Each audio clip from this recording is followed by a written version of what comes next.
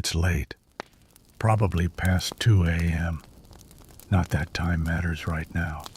Not when you're staring at the ceiling, still waiting for your brain to quiet down. You've done everything right, or close enough. The lights are low. The phone's on night mode. The world outside is asleep, but your thoughts are still wide awake. Maybe you're carrying something heavy tonight. Stress that won't name itself. Loneliness that tiptoes in once the noise is gone. Anxiety that makes your chest feel too small. Or maybe it's just been a long day, in a long week, in a long year. Whatever it is, you're not failing for being awake. You're not broken for needing this time, this quiet, this breath. You're here, and that's enough. So tonight, let's take a step out of this restless moment. Not forward, not backward, just sideways into another time. A time with no clocks, no screens, no electric lights, but plenty of smells. Let's visit a prehistoric camp. No, not the noble, Instagram-ready kind. This is real, messy, lived in. And just to warn you, it's going to smell unforgettable. You open your eyes, and the air hits you first. Thick, smoky, damp, alive. There's a fire nearby, the kind that's been burning too long, fed with whatever could be dragged in from the woods, wet branches, old dung, mossy bark. The smoke is everywhere. It curls around your hair, seeps into your clothes, burns the edge of your throat. But it's not the worst smell here, not even close. Behind you, animal hides stretch over a wooden frame, forming the edge of your shelter. They haven't been cleaned lately, or possibly ever. They smell of old blood-wet fur and whatever happens when sunlight and rot shake hands. You shift in your blanket, if you can call it that. It's rough and oily, probably goat, possibly something worse. You're not sure what you're wearing, but it hasn't been washed because washing isn't a concept yet. To your left, a pile of fish is slowly drying in the sun. Slowly. Too slowly. Flies are interested. So is a dog that may or may not belong to anyone.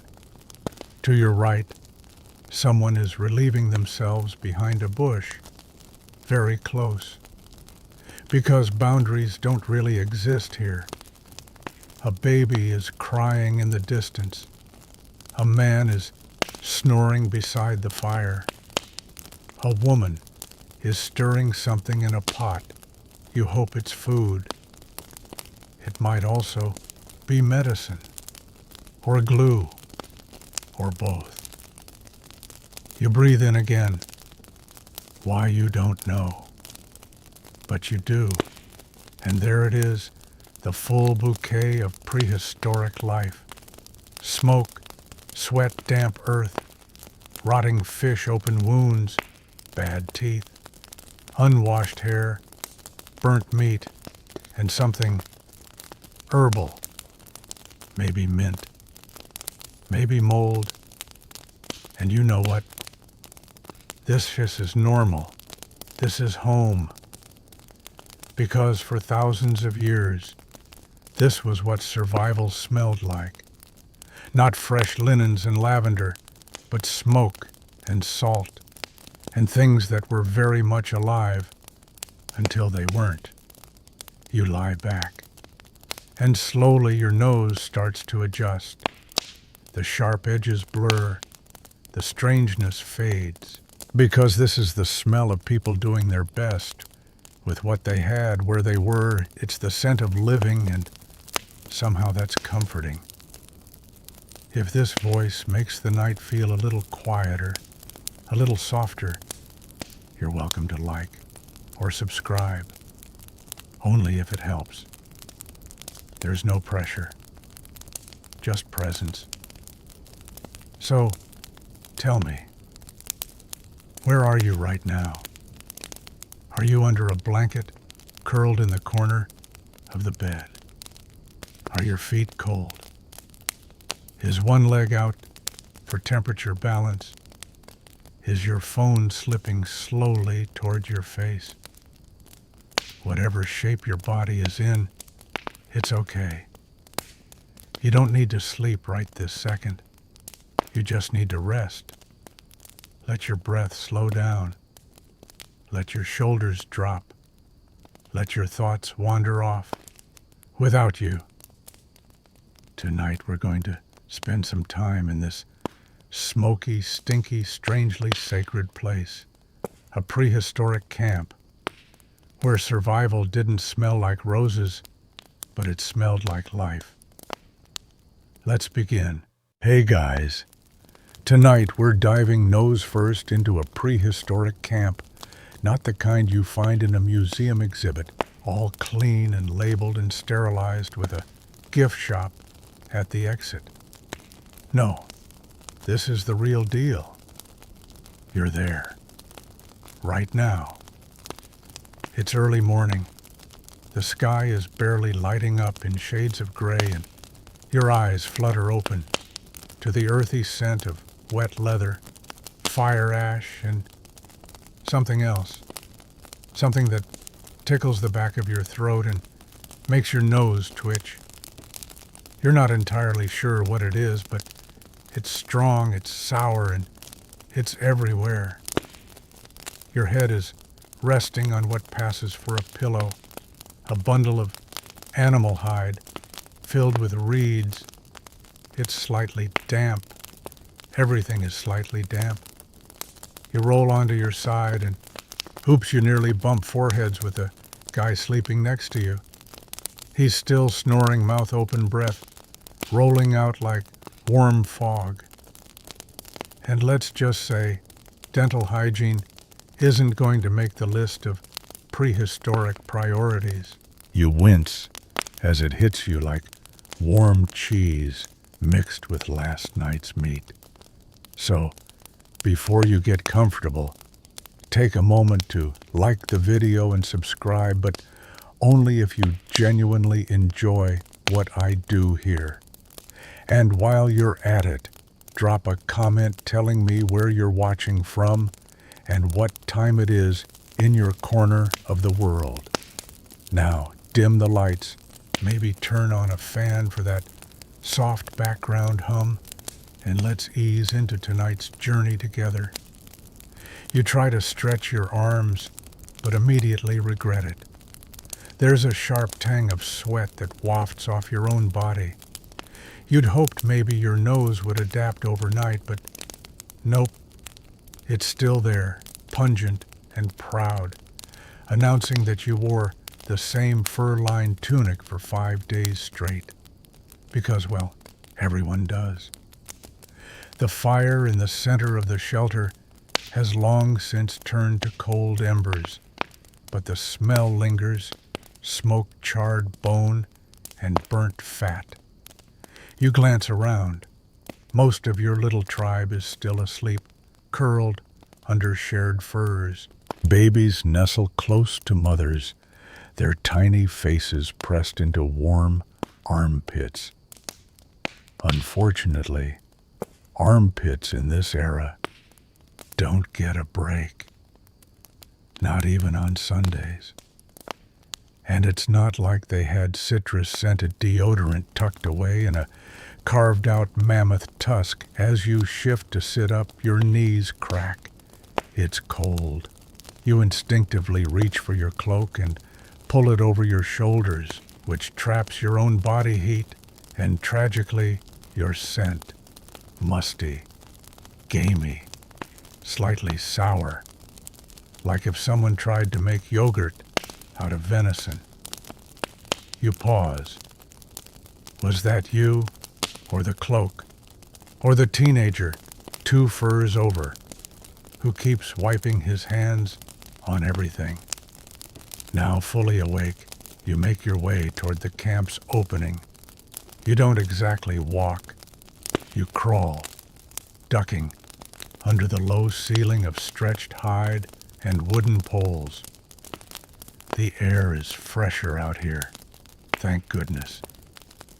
You take a deep breath. It helps, a little. But there's a sharp scent carried on the wind, acrid and familiar. Dung, mammoth, specifically. The piles just beyond the main trail, steaming lightly in the early chill. You sidestep it, of course, but the smell will follow you like a persistent toddler. You glance around the camp. Some people are already stirring, their hair matted and sticking up in directions that defy gravity.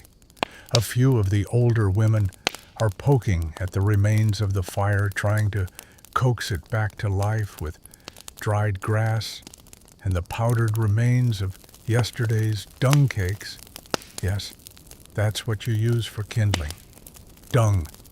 Because trees aren't exactly growing in abundance out here on the steppe. Historians still argue whether dung was considered a luxury resource or just a necessity. But either way, you're living with it, breathing it, wearing it to some extent. A child runs past you barefoot, shrieking with delight. He trips over a bone and face plants into the ash. You rush to help him, but he's already up, giggling, leaving behind a perfect, greasy forehead print on the dusty ground.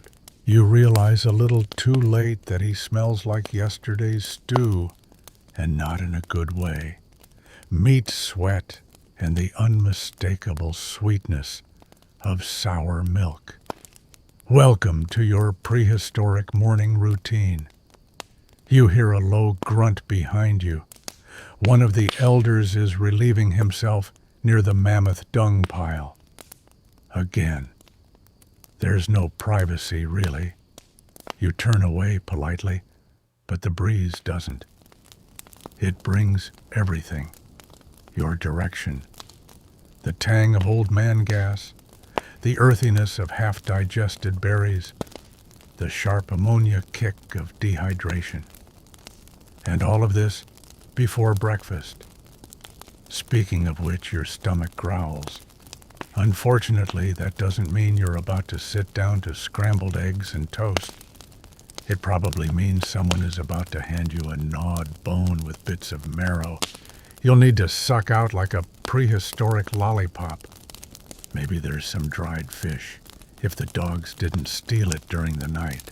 You can only hope it's the fish that just went off yesterday and not the one from last week that's quietly fermenting under a hide flap. There's one young man at the edge of the camp working on a tanning rack. He's scraping a hide with a flint tool. The rhythmic scraping sounds relaxing in a way. But the smell, not so much. It's part rot, part urine, because that's what they use to help loosen the fur. And as the wind shifts, the full bouquet hits you like a slap. You swallow hard. Oddly enough, you do start to adjust. Your brain begins sorting the smells into categories: tolerable, offensive, and please no. It helps, a little.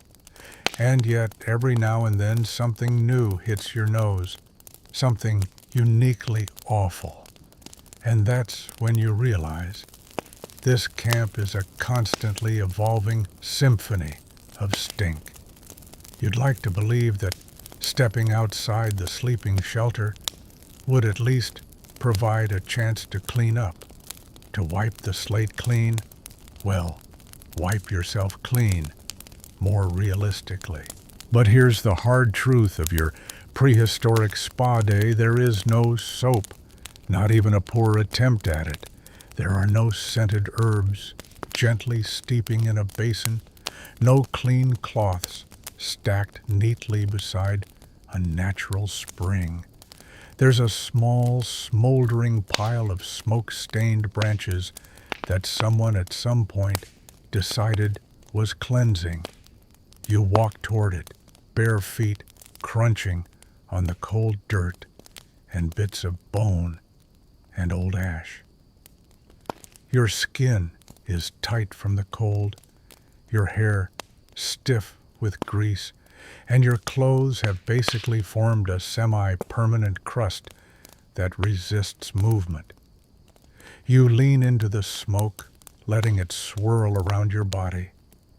It stings your eyes and clogs your throat, but it does mask the other smells. Briefly, this is smoke bathing, a tried and true ritual. In some tribes it's sacred, in others it's just damage control. You stand over the fire and try to rotate slowly so it can cleanse all your parts. The smoke curls into your nose, thick and oily, like a mix of bacon grease and burnt wool. It sticks to you instantly, like social anxiety at a birthday party. And honestly, it's not doing much. You're still, you ripe raw and weirdly sour. But now you're also smoked, like a hunk of jerky. That walks. Historians still argue whether this was primarily for hygiene or ritual purification or both. But either way, there's no water bucket waiting nearby. No cool river to plunge into. It's too cold for that anyway. You're not about to turn into a human popsicle for the sake of smelling vaguely less like foot and more like tree bark. As you move away from the smoke bath, you pass a few women crouched over a pile of skins, scrubbing them with sandstone, and, wait for it, animal brains. Yes, brains. Apparently, the high fat content makes for a decent leather softener. And since you're here, you get a close-up of the scent, a dense fatty rot with just a hint of metal, like expired pâté spread across a damp towel. One woman waves you over and hands you a half-dry fur. It's yours. You're meant to wear it today. You take it gingerly, trying not to gag. It's stiff in spots, gooey in others, and carries the unmistakable perfume of recently dead but very loved. You drape it over your shoulders. There's no time to be picky. The cold is creeping into your bones, and despite the fact that this hide smells like a wildebeest's armpit, it is warm. So you accept your fate. You are now wrapped in a wearable tombstone. A small boy runs past you and trips, falling into a mud puddle that was once someone's bathwater. You wince. He's fine, but the splash hits your legs. The smell is rich, like smoked meat algae and something that once had fur, but now only has regret. You wipe your legs off with a handful of reeds, which only makes it worse. Now you smell like a compost bin, had a fling with a swamp.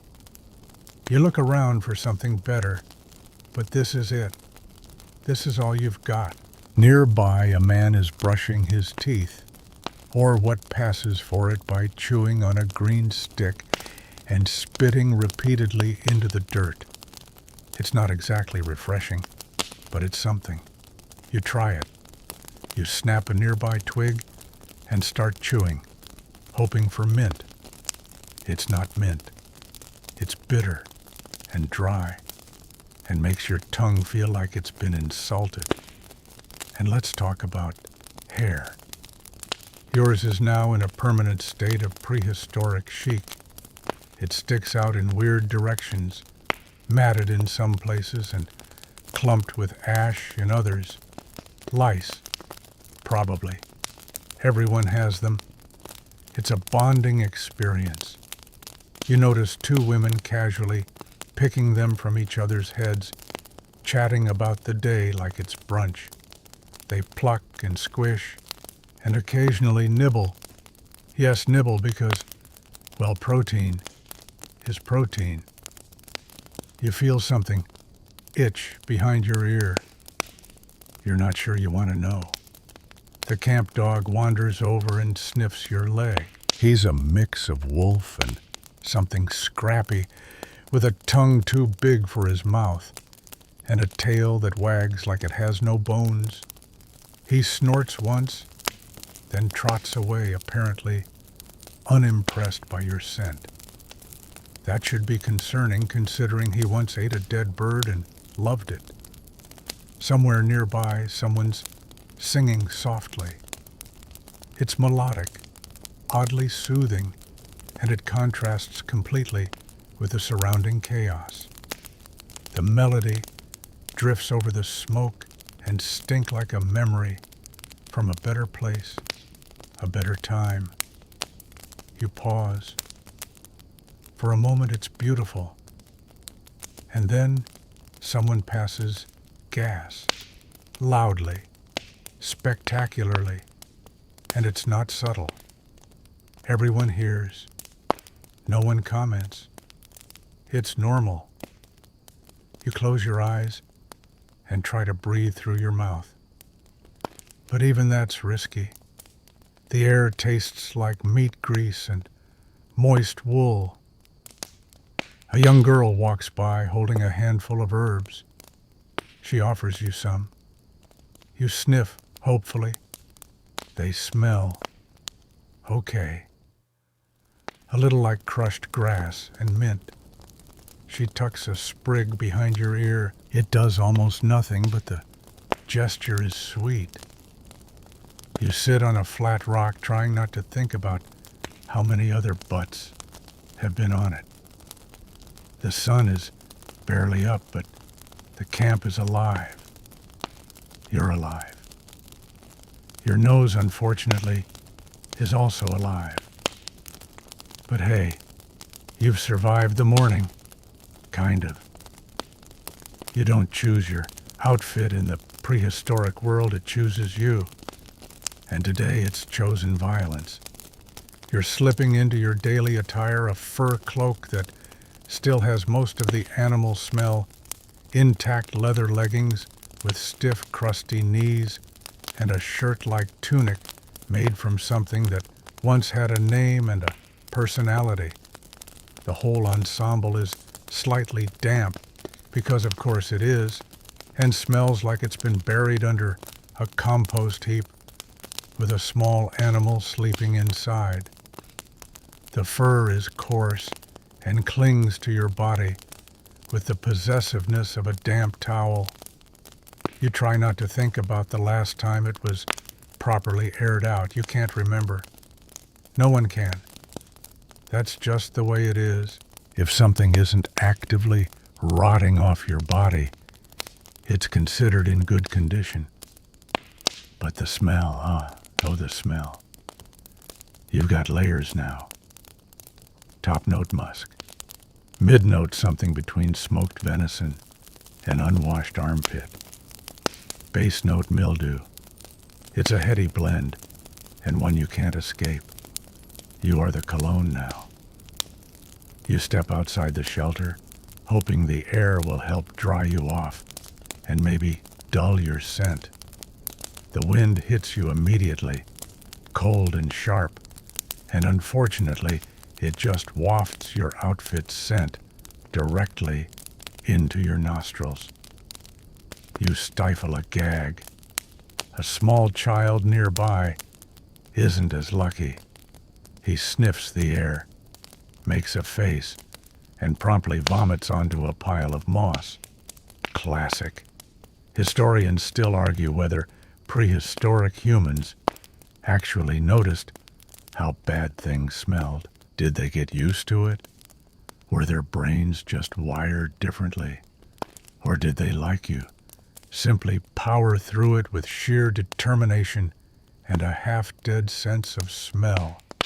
You trudge toward the meat-drying rack, trying not to breathe too deeply. The rack is covered in long strips of meat, some fresh, some not so fresh, and one or two that look like they've developed personalities. Flies swarm lazily over the whole setup, landing and laying eggs like it's an Airbnb buffet. You pretend not to see them.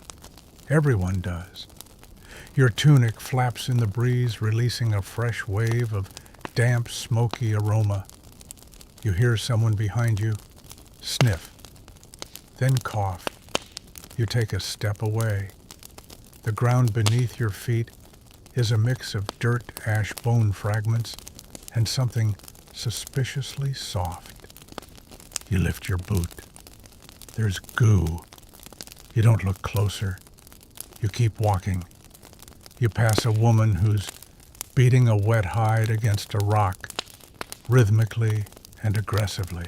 The hide smells like spoiled stew and pond water, and she's sweating through her fur vest. You nod in greeting. She nods back. A glob of hide water splashes your foot. You smile through gritted teeth. Your leggings start to warm up from your body heat, which is a blessing and a curse. The dampness transforms into a steamy fug, and you now smell like a wet tent that's been left too long in the sun after a music festival. It clings to your thighs and rises upward like a personal horror movie. You see an elder standing nearby, fanning his underarms with a strip of bark. It's not helping. He's wearing a sleeveless fur vest that's more hair than structure, and his odor could bend time. But no one says anything, because one day you will be the smelly elder. You try to adjust your cloak, but it's stuck to your shoulder. Why? Because the inside has developed its own ecosystem. There's a slick layer of something that may or may not be lichen. You peel it off with a small squelch and pretend you didn't. A teenager walks by holding a pair of boots. He smells like wood smoke and dog breath. You realize those are probably the best smells you've encountered today. You briefly consider rolling in ash just to cover your own scent. It wouldn't be the worst idea. A shout goes up in the distance. Someone's killed something, a deer maybe, or a wild pig. Everyone starts heading toward the source of the noise. You follow because this is about as exciting as it gets. As you jog lightly toward the commotion, your leggings begin to chafe. The fabric stiff from old sweat and dried mud rubs in just the wrong places. It's like sandpaper, but personal. When you arrive, there's a dead animal laid out in the center of a circle. The hunter is grinning, his hands covered in blood, which is not the grossest thing on him. His beard is matted with grease. His fur vest is soaked through with something not just blood, and he smells like he hasn't slept or bathed in 3 full moons. You're not judging. You're just observing while trying not to pass out. The carcass is being dressed. Guts are being pulled out and tossed into a pile, and you catch a whiff that makes your ears ring. It's a thick, coppery stench mixed with a wet dog in the sun aroma. Your eyes water. Someone next to you mumbles a prayer. You nod solemnly, pretending you're emotional. You're not. You're just trying not to throw up. The fur of the animal is dragged off, still sticky, and slapped onto the ground beside you. It lands with a moist thump. Blood splatters across your shin. You close your eyes. You are one with the stink. You are the stink. A woman next to you smiles and offers you a chunk of raw liver. It's a delicacy. You smile back and chew slowly. It's rich, metallic, warm. You concentrate on your breathing, your chewing, and not letting any of it come back up. Somewhere someone farts, loudly. Everyone pretends not to hear. The hunter begins to chant. People join in. It's part of the ritual.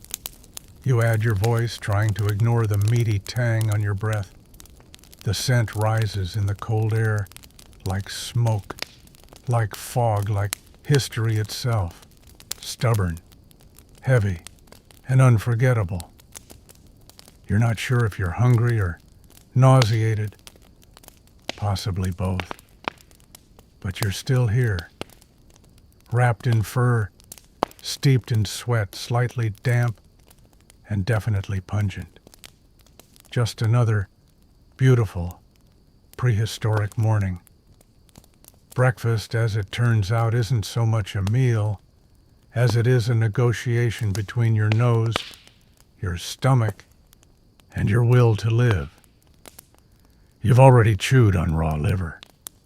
That was the appetizer, apparently. Now the real feast begins, at least by prehistoric standards. You're handed a slab of what looks like meat, except it's more translucent than red. It jiggles, it oozes slightly, and it smells questionable. Not spoiled exactly, but certainly not fresh.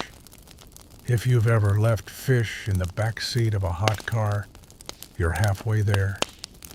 You sit cross-legged by the fire, which has finally been rekindled. Smoke wafts up into your face, making your eyes water, and thankfully muting the edge of the scent from your breakfast. Across from you, a young man is gnawing on what looks like the heel of a mammoth. He's chewing with purpose, the kind of focus normally reserved for algebra homework or bomb defusal. You look down at your portion and hesitate. It's a mash of dried berries, chunks of questionable meat, and a thick smear of fat. You pick it up. It's sticky. Your fingers sink into it like wet clay. The fat shines in the sunlight and gives off a greasy, sweet odor that makes your lips involuntarily curl. You take a bite. It's chewy, kind of tangy, definitely not vegan. Historians still argue whether this mash of preserved meat and berries, something resembling pemmican, was a delicacy or a desperate attempt to stretch food during lean months. Either way, you're eating it, and it's judging you right back. Just when you think you've made it through the worst, someone passes you a leather pouch. You're supposed to drink. You tip it to your lips. The liquid inside is thick, like cold soup, and tastes like it once aspired to be wine, but gave up halfway through fermentation. There's a sourness that grabs your throat, and a warmth that suggests something is still alive in there. You force yourself to swallow. A girl nearby is enjoying hers. She burps, loudly, smiles with red-stained teeth, then offers you a second sip. You smile and pretend to take one, subtly pouring a bit into the dirt beside your leg. It hisses slightly as it hits the ground. That seems ominous. And now comes the fish paste. Oh yes. Someone has carefully unwrapped a leaf to reveal a small dollop of grayish goop. It smells like wet socks, left in a crab trap. And the worst part, people love it. A toddler scoops it into her mouth like pudding. An old man licks his fingers with enthusiasm. The air around the paste is thick with the smell of brine decay and some long-forgotten tide pool. You can't escape it. The scent clings to your cloak, your hair, your very soul. You're offered a bite. You nod politely, decline internally, distract them by pretending to choke on your meatberry brick. It works.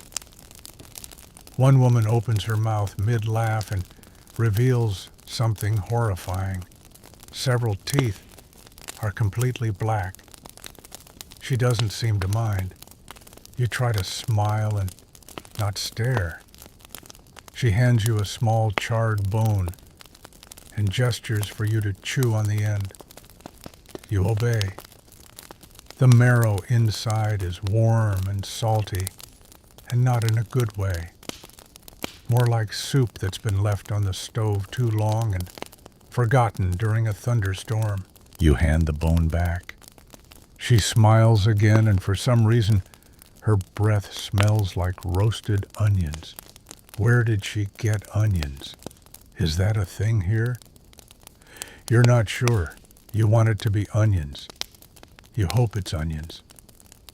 Behind you, one of the younger men is playing with a rat. You assume it's dead.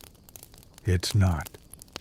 He's chasing it in circles, laughing, until someone yells that it's meat for tomorrow. The rat scampers off. You glance down at your food, suddenly less hungry.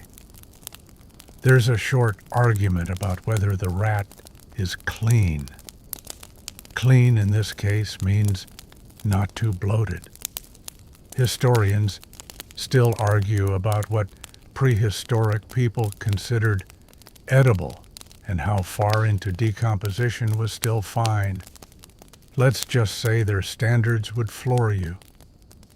You finish your breakfast by gnawing on a piece of dried sinew. It's like prehistoric chewing gum, except it tastes like bone broth and sadness.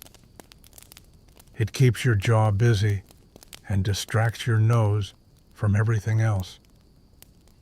For a moment, it's almost meditative. Chew. Stare into the fire. Chew. Ignore the man next to you, pulling something unidentifiable from his beard. Then a breeze, a cruel, mocking breeze that passes through the camp and lifts all the warm, meaty odors into the air, mixing them together like a stew of regret. The fermented berries, the fish paste, the blood-stained furs, all become one great invisible cloud of olfactory trauma. You close your eyes and breathe through your mouth again. But even then, the taste of the camp lingers in the air like someone spilled soup inside your sinuses. A child begins crying nearby, probably because of the wind or the fish paste. Honestly, same. Someone gets up to dispose of the food scraps, which means tossing them into a pit behind the shelter. The pit isn't far. In fact, it's far too close. And now that the wind's changed, you smell that too. The sour rot of things that were once meals and are now just warnings. You pull your fur tighter around your shoulders and try to focus on the smoke. The smoke is your friend. The smoke means heat. It also means your nostrils are being coated with particles of ash instead of soup fog and rat drool. You've survived breakfast. You're stronger for it. Mentally, maybe. Or maybe something inside you has broken and reassembled itself into a tougher, more odor-resistant version of your former self. Either way, you now smell even worse than before, and you didn't think that was possible. You may have eaten. You may have survived the smoked goop meat berry marrow combo, but nature calls, and in a prehistoric camp, when nature calls, it screams, loudly, urgently, and without the courtesy of a flush handle. You shuffle awkwardly away from the camp's central area, doing your best to look casual. But let's be honest, everyone knows what you're about to do. There's no real privacy here. There's no be right back. There's just you, your bowels, and the increasingly horrifying realization that prehistoric sanitation is more theory than practice. You reach the designated toilet area, which, generously speaking, is a pit behind a large boulder. Except the pit is full. It's been full. It's basically a puddle now, sloshing gently in the breeze, covered in an ever-growing constellation of buzzing flies. You think about going further, maybe into the trees, but there are rumors of wolves out there, and you've seen what they did to that one goat last week. So you pick a spot, kind of near the pit, kind of not. The ground is uneven, and you feel every squelch beneath your feet. The smell hits you immediately. It's a blend of sharp ammonia-rotting vegetation and something sweet that absolutely should not be sweet. Your eyes water. Your soul recoils. You crouch. It's not dignified. Nothing about this is dignified. You do your business while staring very intently at a nearby tree, pretending you're somewhere else. Maybe a Roman bath. Maybe a clean gas station restroom in the middle of nowhere. Anything but this. Historians still argue whether early humans had designated latrines or simply went wherever the wind took them, usually downwind. Evidence of ancient waste pits suggests some rudimentary planning, but based on your experience, rudimentary is being generous. You finish. There's no toilet paper, of course. Your options are as follows: dried grass, too sharp, moss, suspiciously damp, or a flat stone, tempting but not comfortable. You go with the moss. You regret it instantly. You stand adjusting your leggings, which now cling in unpleasant new ways. You glance around just in time to see a dog trotting toward the pit. He sniffs. He licks. You gag. On the way back, you spot a woman doing laundry, prehistoric laundry, which means she's bashing a fur against a rock and then soaking it in a wooden trough filled with water and ashes. The water is gray.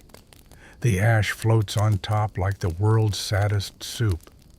She wrings out the fur, and the water that drips down is chunky.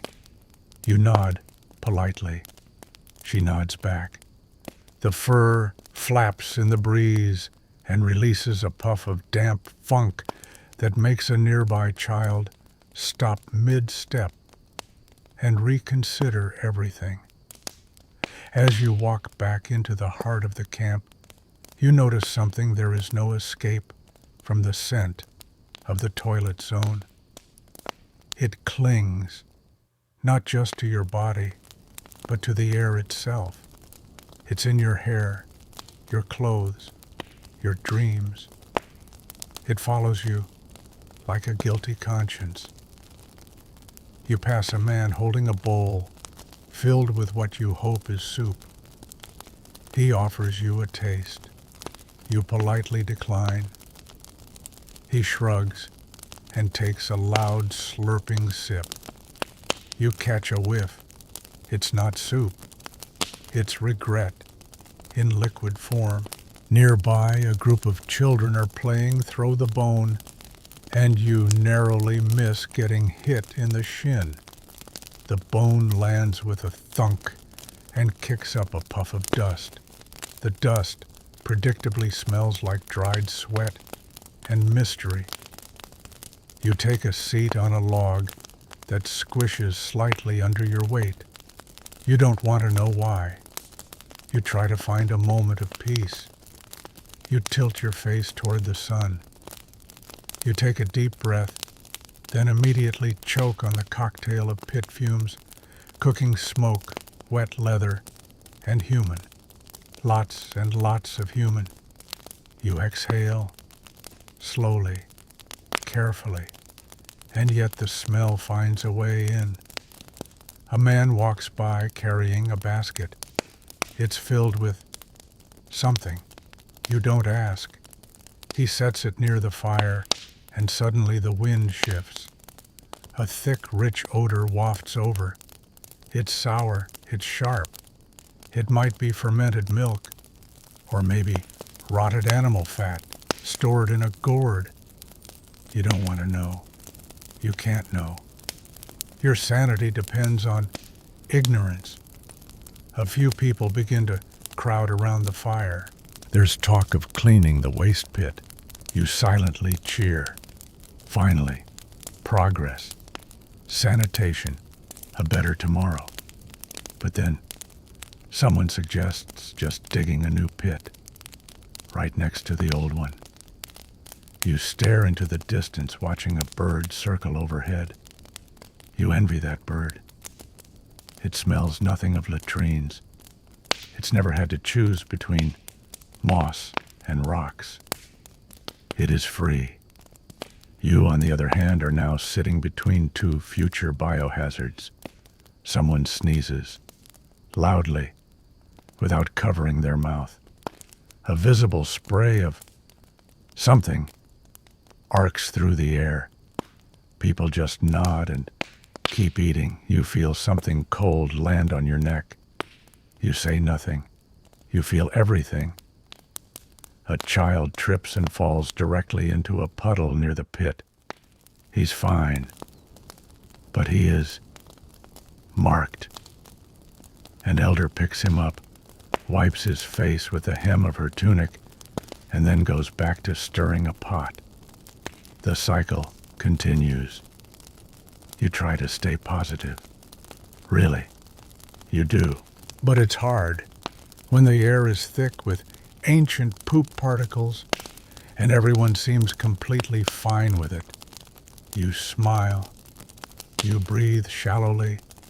You consider sticking your nose into a burning ember just to feel something else.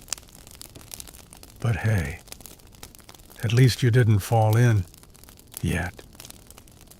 You wander back toward the center of Camp Nose, still reeling from your close encounter with the latrine zone, and find yourself drawn against your better judgment toward the fire pit again. The air is heavy, now thick with smoke that doesn't so much rise as it does hover, swirling just around head height, waiting to ambush the unsuspecting nostril. You sit near the edge of the gathering circle, giving the fire a wide berth. At least it's warm. But warmth here comes with a price, namely, smelling like you've been slow roasting in a chimney for hours. Which, to be fair, you have. The cooking begins, and your optimism dies a little more. Someone tosses a chunk of meat onto a flat rock near the flame. It sizzles for a second, then immediately starts releasing a scent so oily and dense that you can feel it trying to crawl up your face. It's not unpleasant in the way rotting meat is unpleasant. It's more like meat that almost turned, but then got smoked and boiled in its own fat as a weird apology. Someone else adds a handful of crushed herbs, not for flavor, no, but to mask the funk of the meat. It doesn't help. Now it just smells like spoiled stew sprinkled with minty regret. You scoot half an inch away. Nearby, hides are being dried on racks stretched between sharpened poles. They flap lazily in the breeze, releasing periodic bursts of scent mildew, smoke blood. One of them is still dripping. You choose not to look directly at it. That way lies madness. A woman nearby grinds some kind of seed into a powder with 2 stones. It's a slow, gritty sound that almost lulls you into forgetting the smell until you realize the powder's being mixed with bone marrow to form a kind of prehistoric meatball paste. You squint at the result. It looks like regret molded into a sphere. She smiles and offers one to a nearby child who happily bites into it and gets a stripe of grease across his chin. His hands are filthy. His tunic has something crusted onto it that you're praying is not from the toilet pit. The circle of life here is not so much a circle as it is a messy spiral with mysterious splashes. Smoke from the fire begins to thicken. It's not rising anymore. It's curling outward, soaking into furs, hair, and skin. You instinctively try to wave it away, which just smears the scent onto your hands. Your hands already smell like old leather burnt marrow and a faint hint of animal urine. Congratulations. You're now a walking olfactory crime scene. Historians still argue whether constant fire use in prehistoric shelters was primarily for warmth cooking or smoke-based sanitation. In theory, the smoke helped drive away insects and kill bacteria. In practice, you're not so sure. It feels more like it's trying to kill you. You glance at the smoke hole in the ceiling, a small, ineffective vent that mostly serves to remind you what the sky could look like if your eyes weren't stinging. A bird flaps past the opening, leaving behind a brief glimpse of blue. You sigh. That bird smells better than you, and it just pooped mid-flight. Someone opens a clay vessel near the fire and stirs the contents with a stick. A cloud of steam escapes, carrying the unmistakable aroma of boiled something. You can't quite tell what. Roots, maybe.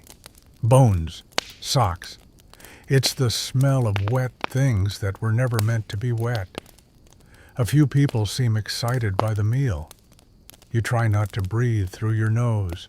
A child throws something into the fire, and it sparks violently. A chunk of ash lands on your sleeve, and you bat it away only to realize the embers melted a small hole through your fur. You now smell like burning hair. Yours, specifically. A dog saunters past you, dragging a half-chewed femur. He pauses to sneeze, looks you dead in the eye, then drops the bone directly onto your foot. You freeze. The bone is warm. It's also sticky. You lift your foot slowly, trying to keep your face from contorting into panic. You fail. Somewhere behind you, someone sneezes again. The wind changes. You are now downwind from the hides, the boiling pot, and the smoking meat rock. It's a triple threat. You try to inch away, but there's nowhere to go. Every corner of camp smells like some version of fire, flesh, and failure. A man with a shock of wild hare walks by carrying a large fish. You didn't even know there were fish nearby. It's long, slimy, and smells like it's been waiting to die for several days. He proudly announces he'll be making stew. You start to sweat. Another woman joins the cooking process and sprinkles some dried mushrooms into the pot. For a second, you think it might help. Then you realize these mushrooms smell like mildew-covered socks stored in a gourd for winter. Now the stew smells like despair with a garnish. You try to distract yourself by staring into the fire. The flames are beautiful, in a way, flickering orange gold, crackling softly. They almost lull you into a trance, until the wind kicks up again, and with it comes a wave of oily meat smoke that coats the inside of your mouth like varnish. You cough. The man next to you coughs. A child starts to cry. Someone finally suggests moving the meat rock.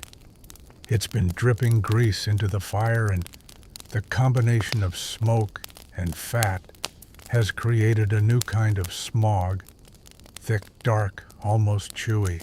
You watch as two people lift the rock and haul it toward a flatter patch of ground. The trail it leaves behind on the dirt is glistening. You hear squelching. You close your eyes. You try to remind yourself this is normal, that this is life, that people live this way for tens of thousands of years. But your nose, your poor suffering nose, is staging a rebellion. It's hard to tell now where you end and the stink begins. You are the camp. The camp is you, and it's only lunchtime. You wander a little, needing to escape the central fire before your nostrils stage a complete mutiny. But of course, in a prehistoric camp there is no escape, just different flavors of awful. You round the edge of the settlement and stop cold. Decorations. That's what you think at first, but not the kind you hang in a living room. These are the kind that make your stomach clench and your brain whisper, "Do not touch anything." Bones. So many bones, arranged around the outer ring of camp in small piles, circles, and disturbingly, some sort of totem structure that includes a jawbone, feathers, and what might be a mummified paw or hand. You really hope it's a paw. One of the elders, a wiry man with a voice like gravel and a face that's mostly beard, is busy rearranging a pile of skulls. They're animal skulls, you think, although one looks suspiciously human-sized.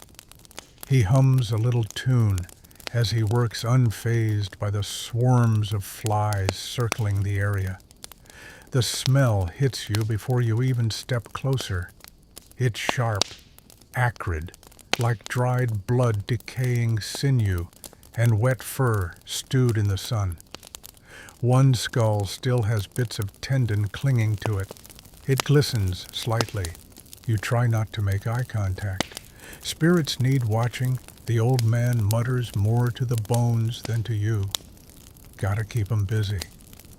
Historians still argue whether bone arrangements like this were purely spiritual territorial markers or an early version of camp pride. All you know is it smells like a slaughterhouse married a dumpster and they had a bone-filled honeymoon. To your right, several vertebrae are stacked like a makeshift wind chime. The breeze sets them gently clacking together. It's almost musical, if music were made by haunted skeletons.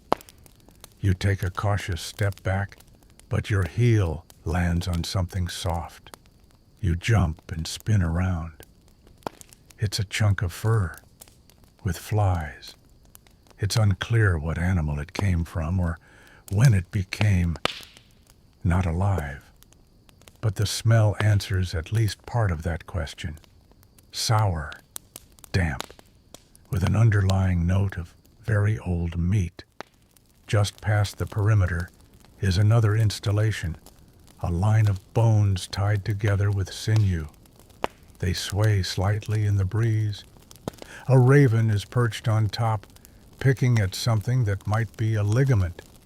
You can't tell if the setup is meant to honor the dead scare-off predators or simply serve as some prehistoric neighborhood watch, but it definitely adds ambiance of the bad dream variety. You pause beside a small pile of rib bones, artfully arranged in a spiral. There's ash sprinkled around the edges, and someone's clearly gone to the trouble of carving notches into the ribs. One bone even has a crude face scratched into it. You appreciate the craftsmanship until the wind shifts again and the scent reaches you, thick, wet rot with a hint of burnt hair. A child comes skipping past, humming, holding a femur like it's a toy sword. You gape. He waves it playfully before whacking a nearby log and splintering the end. You can hear the hollow thunk of marrow. He drops it in the dirt and runs off. You try not to breathe for the next 10 seconds. Not far from the ceremonial bone piles, you notice a different sort of stash, one that looks like it was meant to be hidden, but poorly. It's a bundle wrapped in leather and tied with fraying rope. You don't want to know what's inside, but your curiosity edges you closer. You kneel and sniff immediately, regretting it. The smell is rich and fungal, like mushrooms, left too long in a damp cellar with a deceased squirrel. You stand back up lightheaded. Just then a dog trots over. Not the friendly kind from earlier, but a mangy, scrappy one, with patches of fur missing and eyes that seem to glow with secrets. He sniffs the leather bundle, whines, then immediately starts digging into the dirt next to it. You back away slowly. If even he doesn't want to open that bundle, you definitely won't. You return to the path only to find yourself nose to nose with another spiritual offering. This one is newer. A half-decayed animal head, maybe a goat, maybe a deer mounted on a spike. The eyes are gone. The teeth are still there. So is most of the smell. And wow, it is powerful. The head is positioned at eye level, facing the camp. A garland of withered herbs has been draped over its horns, presumably to ward off evil, or judging by the smell, attract it. The stench is sharp and oily, like bone broth that's been left out too long and turned vengeful. You consider lighting it on fire, but then realize the fire would probably smell worse. A woman approaches, carrying what looks like a bundle of dried entrails. She adds it to the base of the totem with all the care of someone decorating a wedding cake. You nod at her. She nods back, unbothered. You wonder if she can still smell anything. She offers you a pouch of ash to sprinkle around your dwelling. You accept politely, even though your dwelling already smells like a cheese shop that caught fire and refused to die. You walk away from the shrine, head pounding slightly, eyes watering, stomach uneasy. You've experienced many kinds of bad smells in your life, but this is the Super Bowl of stench. It's layered, complex, historic. A light breeze kicks up again, carrying with it the combined aromas of fire smoke, rotting fur, drying entrails, and spiritual leftovers. You close your eyes and whisper a prayer to whichever ancestor might still have mercy on your sinuses. Somewhere in the distance, a bird lets out a croaking cry. It sounds almost like laughter. You start to laugh too, because if you don't, you might cry. You try to shake off the bone shrine horrors and return to camp. But as you round the corner near the communal shelter, something stops you. A smell. It's not new exactly. You've smelled it before. You just didn't know what it was. Now you do. Baby poop. But not in a diaper. No neat plastic wrapping, no baby wipes, no lavender-scented anything. In the prehistoric world, babies are mobile little warmth-seeking missiles, swaddled in furs and carried or tied to the backs and chests of their mothers. And when those babies relieve themselves, well, there's no buffer. The fur takes the hit. So does the parent. So do you. If you're standing close enough, you peer into the shelter where some of the women are sitting with infants. The smell hits like a wall, sour sharp and strangely earthy. One mother is gently rocking her baby while using her own sleeve to wipe something from the child's thigh. That sleeve, it's her only sleeve, on her only outfit. And yes, it's already crusted with yesterday's offerings. The baby gurgles and sneezes, spraying an arc of milk and something else. It lands on the ground next to a pile of bedding that someone was planning to use tonight. That plan is now under revision. You edge further inside, hoping to check on your own bedding, such as it is. You'd tucked it near the wall last night for warmth, layering animal skins and old moss into a sort of makeshift nest. But when you reach it, your stomach turns. Someone, probably a very small someone, has clearly had an accident. The moss is damp and warm and yellow. You consider just lying down in the dirt instead. Historians still debate whether prehistoric people designated certain garments for childcare or just rotated through the least filthy ones. Based on what you're seeing, it's the latter. One woman near the fire lifts her baby and inspects the little one's back. The baby giggles. The back is not clean. She grunts, dips a rag into some tepid water, scrubs the worst of it off, then tosses the rag onto the fire. It sizzles. The smell is instantaneous and unforgettable. Someone nearby coughs. You try to leave the shelter, but as you crawl toward the flap, a crawling infant rolls directly into your path. His face is sticky with something. His hands are brown. You freeze. Eye contact is made. He reaches out. You back away. The baby's mother scoops him up with the ease of someone who has given up on questioning anything and plops him into her lap. She smiles at you. You smile back, eyes wide, soul slightly cracked. Across the shelter, another child has been set down for just a moment, long enough for him to start chewing on the corner of a fur that you now recognize as your own. He's drooling profusely and the sound of him gumming the hide is somehow louder than the crackle of the fire. You gently retrieve your fur, holding it at arm's length. It's damp. It's not just drool.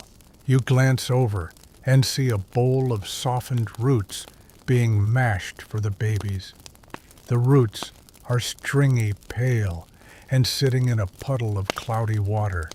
One toddler is dipping his hands in it and then wiping them on the ground. Another is trying to eat the bowl, not the contents. The bowl. The stench of sour milk begins to rise in earnest. Several children are nursing, and let's just say prehistoric diets don't lend themselves to sweet-smelling breast milk. The result, a sharp, gamey tang that makes the air near the mothers feel thick and warm. You inch toward the door again. A woman stops you, grabs your hand, and places a baby into your arms without a word. He's bundled tightly, snug and adorable. His eyes are huge. His cheeks are full. He smiles. And then he farts. It's long, it's wet. It vibrates through the furs and into your arms.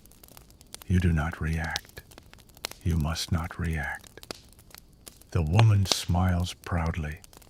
Good boy, she says. You nod. He farts again, louder this time. You manage to pass the baby back with the grace of someone handling an unexploded device and stumble out into the open air, except the air's not fresh. It never is. It just smells slightly different out here. Less baby, more dung. You sit on a rock and stare at your hands. They smell like baby furs and sadness. You wipe them on your leggings. Your leggings already smell like old soup foot sweat and bad decisions. The result is not better. A group of older children runs past kicking up dust. One falls and lands face first in a discarded hide. He gets up, nose bleeding slightly, face covered in what may or may not be dried food. He laughs and runs off. The hide stays behind. You walk over to inspect it. Why, you don't know. Curiosity, self-loathing. It's stiff, half-folded, and smells like spoiled milk mixed with rawhide. You poke it with a stick. Something oozes out. You back away. Quickly. A woman nearby laughs and says something about good luck if you step on it. You are suddenly very aware of what's on your boots.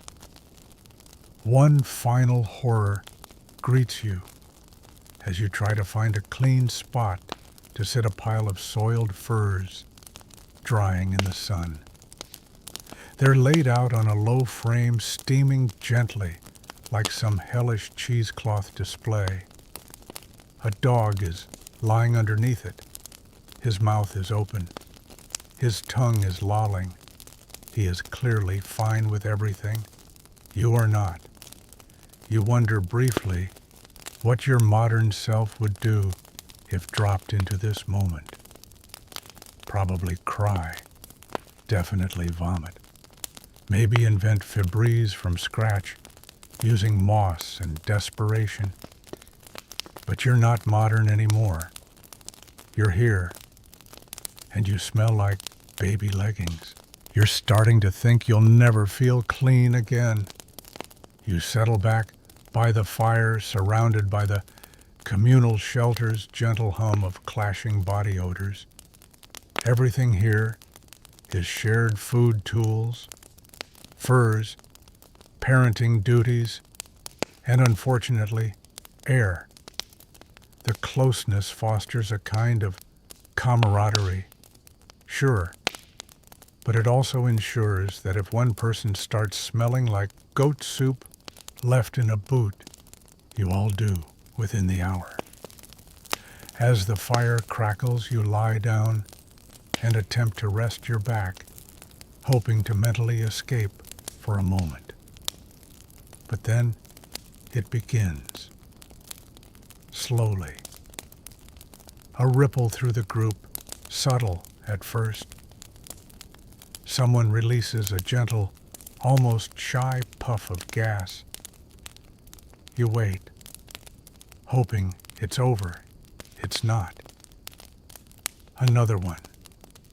This one from somewhere to your left, a little louder, a little wetter. You open one eye. Everyone is pretending it didn't happen. This is prehistoric etiquette. You don't call attention to farts. You let them move through the space like ghosts acknowledged only by the sharp wrinkle of a nose or the slight adjustment of a sitting position. Then aloud, one sharp, confident, unapologetic. It echoes slightly off the stone wall. You look across the fire at the culprit. It's a grandmotherly figure staring calmly into the flames. She doesn't flinch. Respect. You shift uncomfortably, trying to find a better angle for your back. Unfortunately, that involves sinking slightly into the shared fur mat. Beneath you, fur that has absorbed decades of sweat, smoke, and unwashed skin. It puffs up a little as you shift, releasing a faint but unmistakable scent of mildew and something else you can't quite name. A mystery smell. You call it prehistoric surprise. Your face is now level with someone's feet.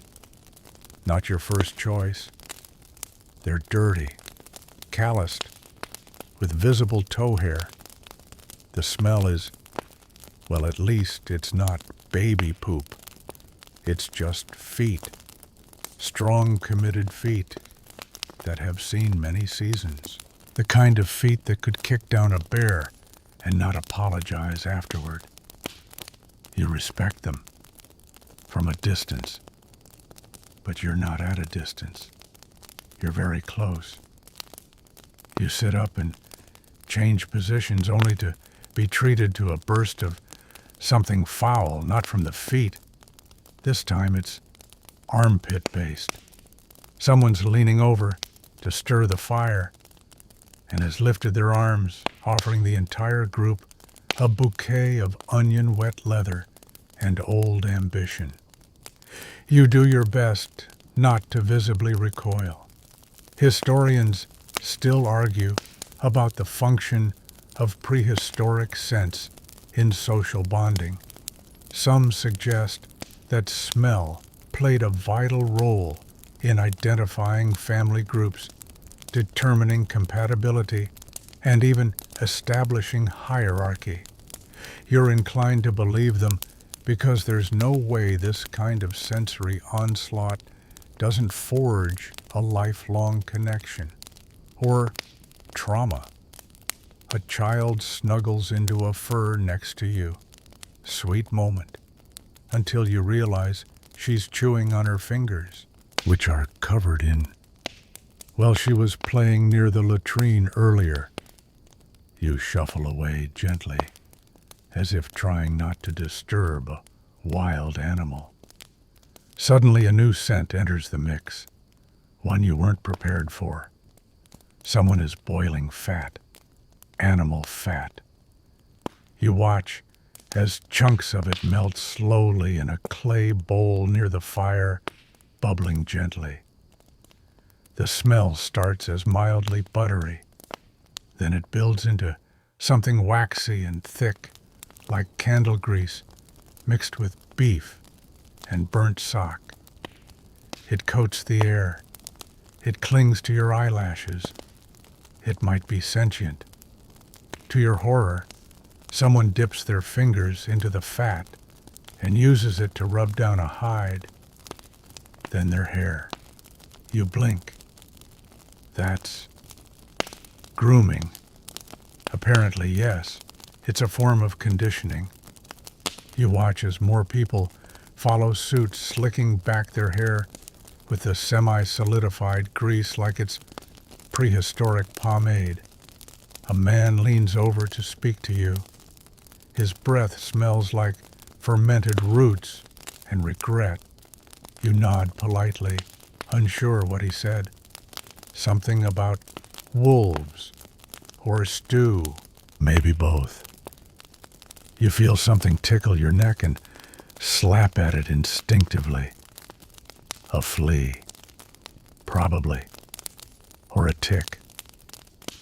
You glance around and spot a woman plucking something from her child's scalp and squashing it between her fingers.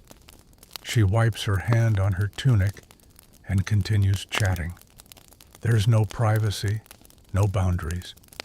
That would be fine if it didn't mean you were also now sharing body heat with a man who smells like he's been curing in a meat cellar. The closeness has its benefits. It keeps you warm. It keeps the fire burning. It also ensures that when someone lets one rip, and someone always lets one rip, you're all equally involved. Another fart echoes. This one's a gurgler. You make eye contact with someone across the fire. A moment of shared suffering.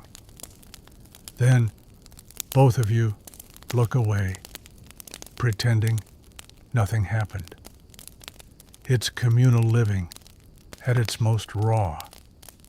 Shared everything, including digestive emissions.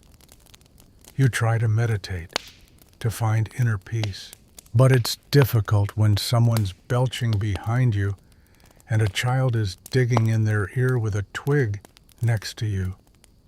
The sounds are subtle, wet. The smells less subtle. You lie back again and stare at the smoke swirling above. It curls in lazy patterns mixing with the ceiling grime and old soot. You imagine it as a kind of prehistoric incense. If incense were made from boiled fat, burnt bone, and the essence of other people's digestive choices. You sigh. You're one with the smells now. You've stopped resisting. You've gone nose blind, almost.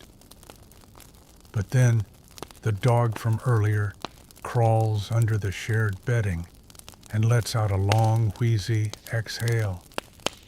And suddenly you're back in it. You wake up from a shallow, twitchy nap with a snort, your own most likely, and immediately regret regaining consciousness. The smell hits you like a thick wool blanket that's been soaked in beef broth and left in a sauna. You blink slowly. Your face is about 2 inches from a dog's mouth. He's lying beside you, tongue-lolling breath wafting into your eyes, and it burns a little.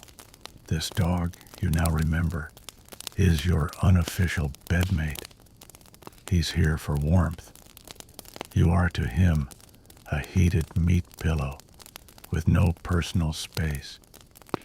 His breath smells like rotten squirrel mixed with old fire ash and something worse. Something that might have crawled out of the latrine trench and given up halfway. He yawns. You flinch. You sit up slowly and look around. Everyone else is still lounging in various states of funk and fur, slowly returning to life after the midday lull. One man is scratching vigorously at his calf, and the flakes of skin fluttering off in the firelight look disturbingly festive. You inch away. Then your own foot twitches. You catch a whiff of your toes. Oh no. The socks, or rather, the ragged strips of leather you tied around your feet 3 days ago, are doing something strange. They've taken on a life of their own. You slowly peel one off, and it comes away with a wet ship that should not happen with anything that's ever touched skin. You immediately regret the decision. The smell is astonishing. It's like boiled cabbage that's been fermented in a boot and left under a dying animal. You blink hard and try to breathe through your mouth, but even that doesn't help. Your mouth now tastes like what your foot smells like. Congratulations. You've discovered olfactory saturation. You lean back and try to air out the sock. Big mistake. The moment you lift it, the full bouquet floods your nose like a tidal wave of horror.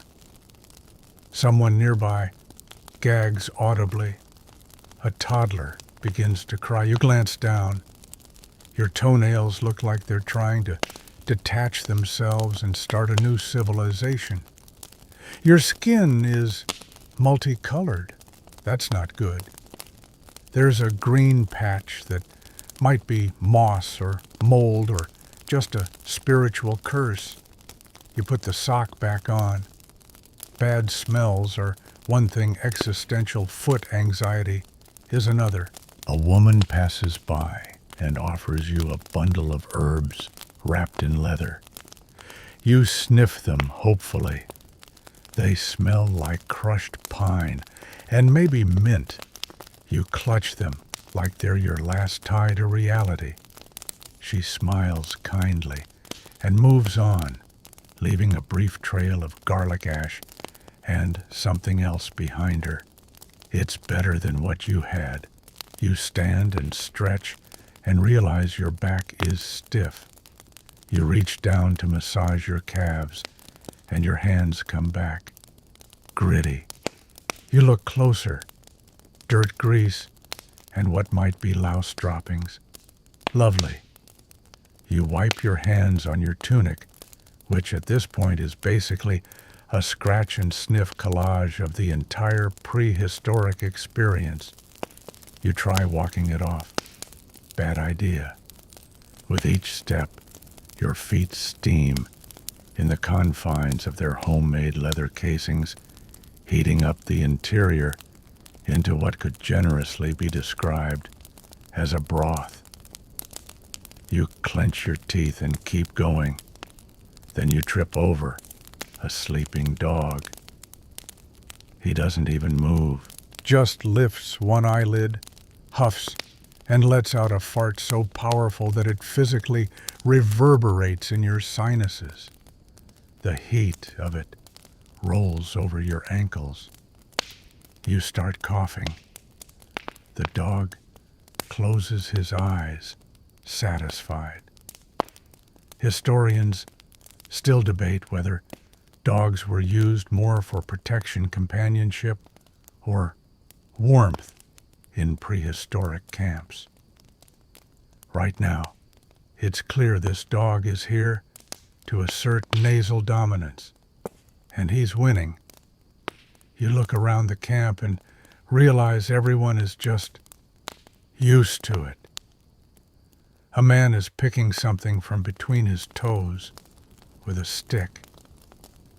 2 children are playing with what might be an animal bladder, squealing as it flops around.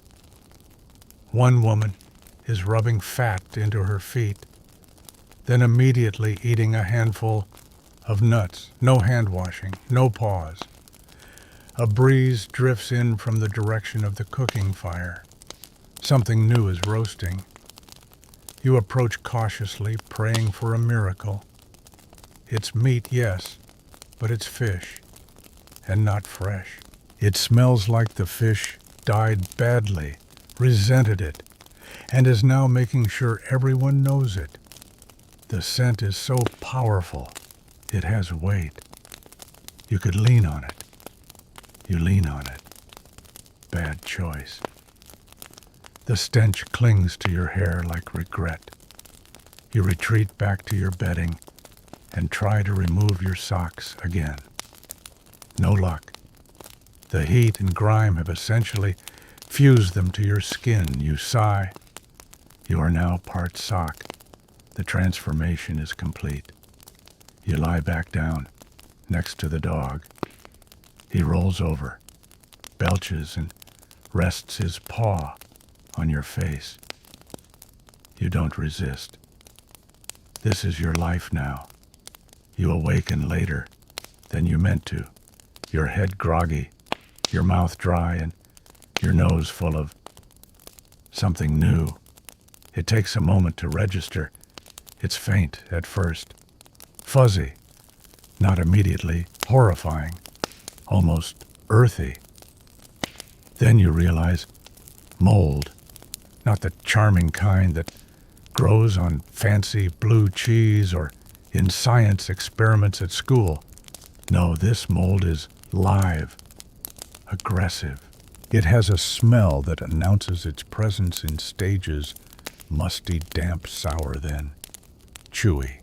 You sit up and glance toward the wall of the shelter. There it is, creeping like a fuzzy colony of alien moss across the fabric of the ceiling. The roof has leaked again. You prod your bedding, and it squelches. Bad sign. The hides and moss underneath are soaked through from last night's drizzle. And because there's no real drainage inside this proto-home, the moisture has simply stayed, festering. You lift a corner of fur and reveal a patch of thick white fuzz. The moment you see it, your nostrils flare. Instantly, a heady scent floods your skull. Part mushroom, part wet laundry, left in a machine, and just a little bit like dying potato. You drop the fur. Someone sneezes loudly across the shelter, and another and another. It's mold season. You stand up, bad idea. The air shifts just enough to stir a pocket of concentrated mold funk right into your face. You stagger backward and catch yourself against the wall, which unfortunately is also damp. Your fingers sink slightly into the hide covering.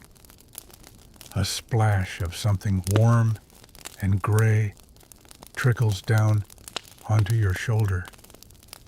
You don't scream. You want to.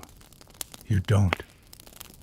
Outside you hear coughing, lots of it, and the occasional throat clearing that sounds like someone trying to remove a small amphibian from their trachea. It's not just you. Everyone's sniffling, hacking, wiping noses on sleeves that haven't been cleaned since the last ice age. Historians still argue whether these recurring damp infections, respiratory and otherwise, were a seasonal inevitability or a result of poor shelter design. Either way, you're living inside a giant animal skin humidifier full of spores. A woman shuffles by you, holding a chunk of something greenish. You think it might be bread. She hands you a piece with a grin. You take it. You sniff it. It smells exactly like the mold on your bedding. You hand it back. She shrugs and bites into hers. A child runs by, wearing what looks like half a blanket as a cape. His feet slap against the wet floor, splashing little arcs of filth everywhere. You step aside, slipping slightly in the process, and steady yourself on a wooden pole slick with something, not water. You tell yourself it's just sap. It's not sap.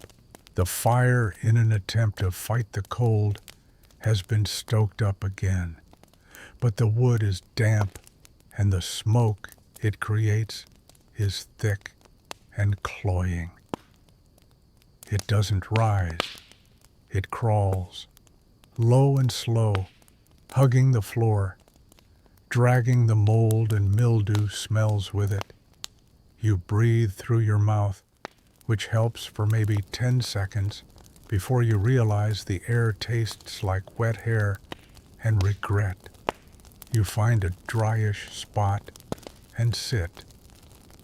A pile of roots has been left nearby, recently dug up and not yet cleaned. The dirt on them is damp and smells strongly of decay.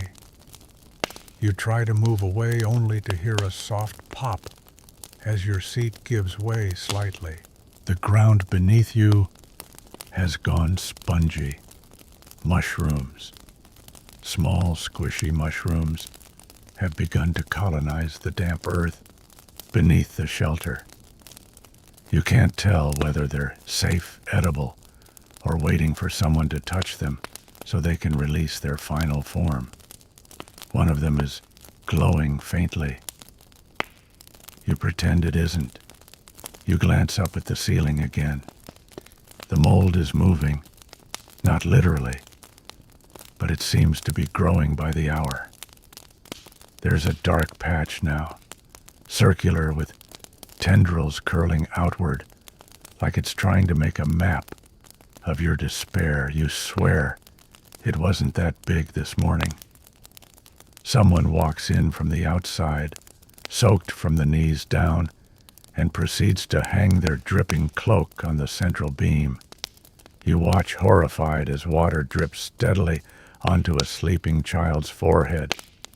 The child doesn't even wake, just rolls over into the wet spot and sighs.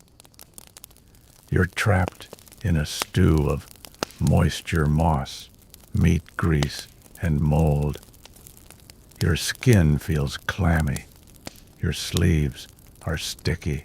You consider stepping outside, but it's raining again, and the outside is just the wetter version of where you are now. At least, in here, you know which patch of mold has your name on it. A man sneezes violently beside you and wipes his nose on his wrist. His beard is already glistening from earlier efforts. He offers you a gourd of something warm to sip. You ask what it is. He says, root water. You sip. It's not just root.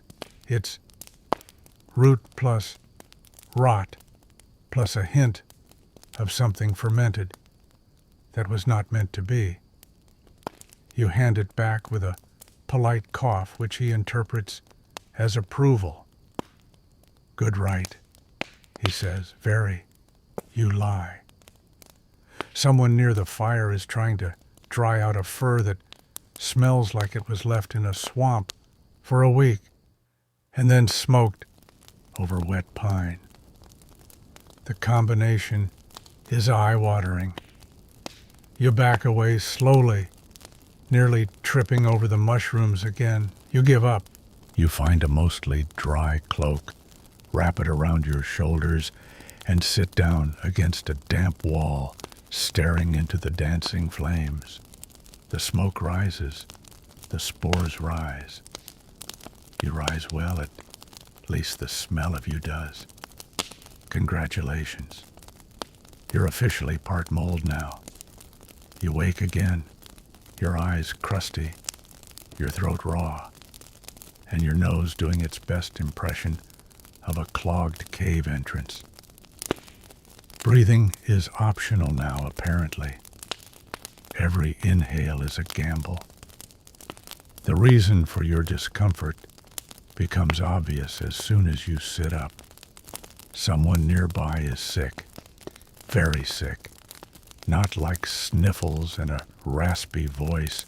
Sick, we're talking full prehistoric pestilence, rattling coughs that echo through the shelter like an old engine trying to start, punctuated by the occasional wet-sounding sneeze that leaves a visible spray. You inch away instinctively, though it hardly matters. The air's already thick with it. A woman to your left has bundled herself in a fur so tightly you can only see her eyes. Her breathing is labored. Her skin glistens with sweat, and not the good kind. The kind that smells like onions that have gone too far and are considering starting a new life as compost. You try not to stare or breathe. Another man lies curled up beside her. He groans softly, then hacks into a cloth. You look away. A kid nearby kicks over a bowl and laughs. It's chaos, but no one flinches. They've all been through this before. You're just the new nose in the room. You step outside. The air is cold, but for once you welcome it. Even cold, dung-scented air is preferable to whatever sick stew was brewing in that shelter. You breathe deeply, too deeply. You catch a strong whiff of something metallic and sour. You look to your left and see the healing area. It's not really a separate hut or designated space, just a shaded spot under an overhang where the sick are left to rest or recover, or not. You tiptoe closer, immediately regretting it. There are blankets, no furs heaped in tangled piles. They're not clean. Some are crusted over with dried fluids. One has what looks like blood on it. Another one moves slightly. You freeze. It's just a person, probably. Next to one pile is a bowl of what might be medicinal broth. It's gray, thick, smells like mushrooms, bile, and burnt pine needles. A shaman is crouched beside it, chanting softly while sprinkling something into the bowl. You watch the powder puff upward in a small green cloud. It smells like moldy mint and feet. The shaman turns and makes eye contact. You smile. He doesn't. He waves you over with a bony hand. Against all logic, you obey. He holds out a bundle of herbs, wrapped in old cloth. You take it. It's damp. And it smells, how can you put this, like regret dipped in fermented onion juice? You resist the urge to hold it at arm's length. Good for lungs, he says in a raspy whisper that sounds like wind through dead leaves. You nod. Smells strong. He grins, revealing teeth that look like someone tried to carve runes into driftwood. Strong is cure. Sure, you'll keep that in mind. He turns back to his patient, muttering while rubbing something oily into her chest. The oil has a scent you can't place at first. Then it hits you, rancid, bear fat, mixed with burnt herbs, and possibly a hint of boiled squirrel. Your nostrils scream in protest. Historians still debate the effectiveness of prehistoric medicine. Some claim herbal knowledge was surprisingly advanced. Others suggest that medicine was more spiritual comfort than science. Either way, you're watching a woman get massaged with forest grease by a man who smells like he's been inside a rotting log for 3 days. A child comes toddling over with a rag stuffed up his nose. You assume it's to stop a runny nose, but when he pulls it out to show you proudly, it drips. You smile through the panic and gently direct him back toward his mother, who is busy coughing into her elbow and stirring a pot with her other hand. You leave the healing area and circle back to the main shelter. More people are awake now. The fire's been stoked again. The smoke, while still acrid and tear-inducing, is at least hot and dry, less likely to contain random microbial hitchhikers. A man is heating stones in the fire. He drops one into a gourd of water, which hisses violently. Steam rises in a thick plume. You think it might be for inhalation. He hands it to a nearby woman who holds her face over the opening and breathes deeply, then coughs, then vomits into the same bowl. You pivot on your heel. The coughing continues inside the shelter. Now more people are sneezing. A young girl wipes her nose with the inside of her tunic and then hands that same tunic corner to her baby brother, who immediately sticks it in his mouth. You feel your immune system quietly filing for early retirement. You sit by the edge of the camp and notice a few men returning from the forest with armfuls of branches. You watch them drop the bundles near the cooking area. The branches have some sort of fungus growing on them, possibly medicinal, possibly just bold. They smell intense, like wood-rotting apricots and crushed beetles. Someone begins boiling them. The stench multiplies. You think about trying to help, but what can you do? You have no gloves, no clean anything. The tools are made of bone and wood, and most of them smell like yesterday's soup. There are no sterilized surfaces. Every attempt to clean is just slapping warm water onto something and hoping for the best. You watch as another person enters the sick area with a poultice made of mashed bark and spit. They smear it on a man's forehead. The man groans. The poultice slides off and lands in his beard. No one picks it up. A dog wanders over, sniffs the fallen goo, and licks it. The dog then sneezes. You join in. Everyone's sneezing now. It's like the mold smoke and spores have declared war.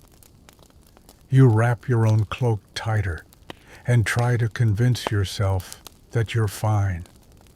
You're not coughing yet. Your nose is still holding up barely. You can do this. You lie back and stare at the smoky sky, praying for a breeze. Instead, you get another sneeze directly from someone passing by. It hits your arm, and just like that, your fate is sealed. You've stopped flinching when someone sneezes on you.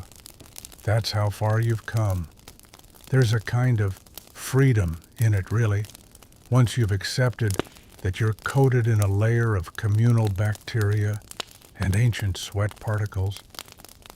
Nothing surprises you anymore. But just as you're settling into this grim new normal, you hear the worst words a prehistoric camper can hear. They're digging a new pit. You freeze. The old waste trench, if you can even call it that, has apparently decided to rebel.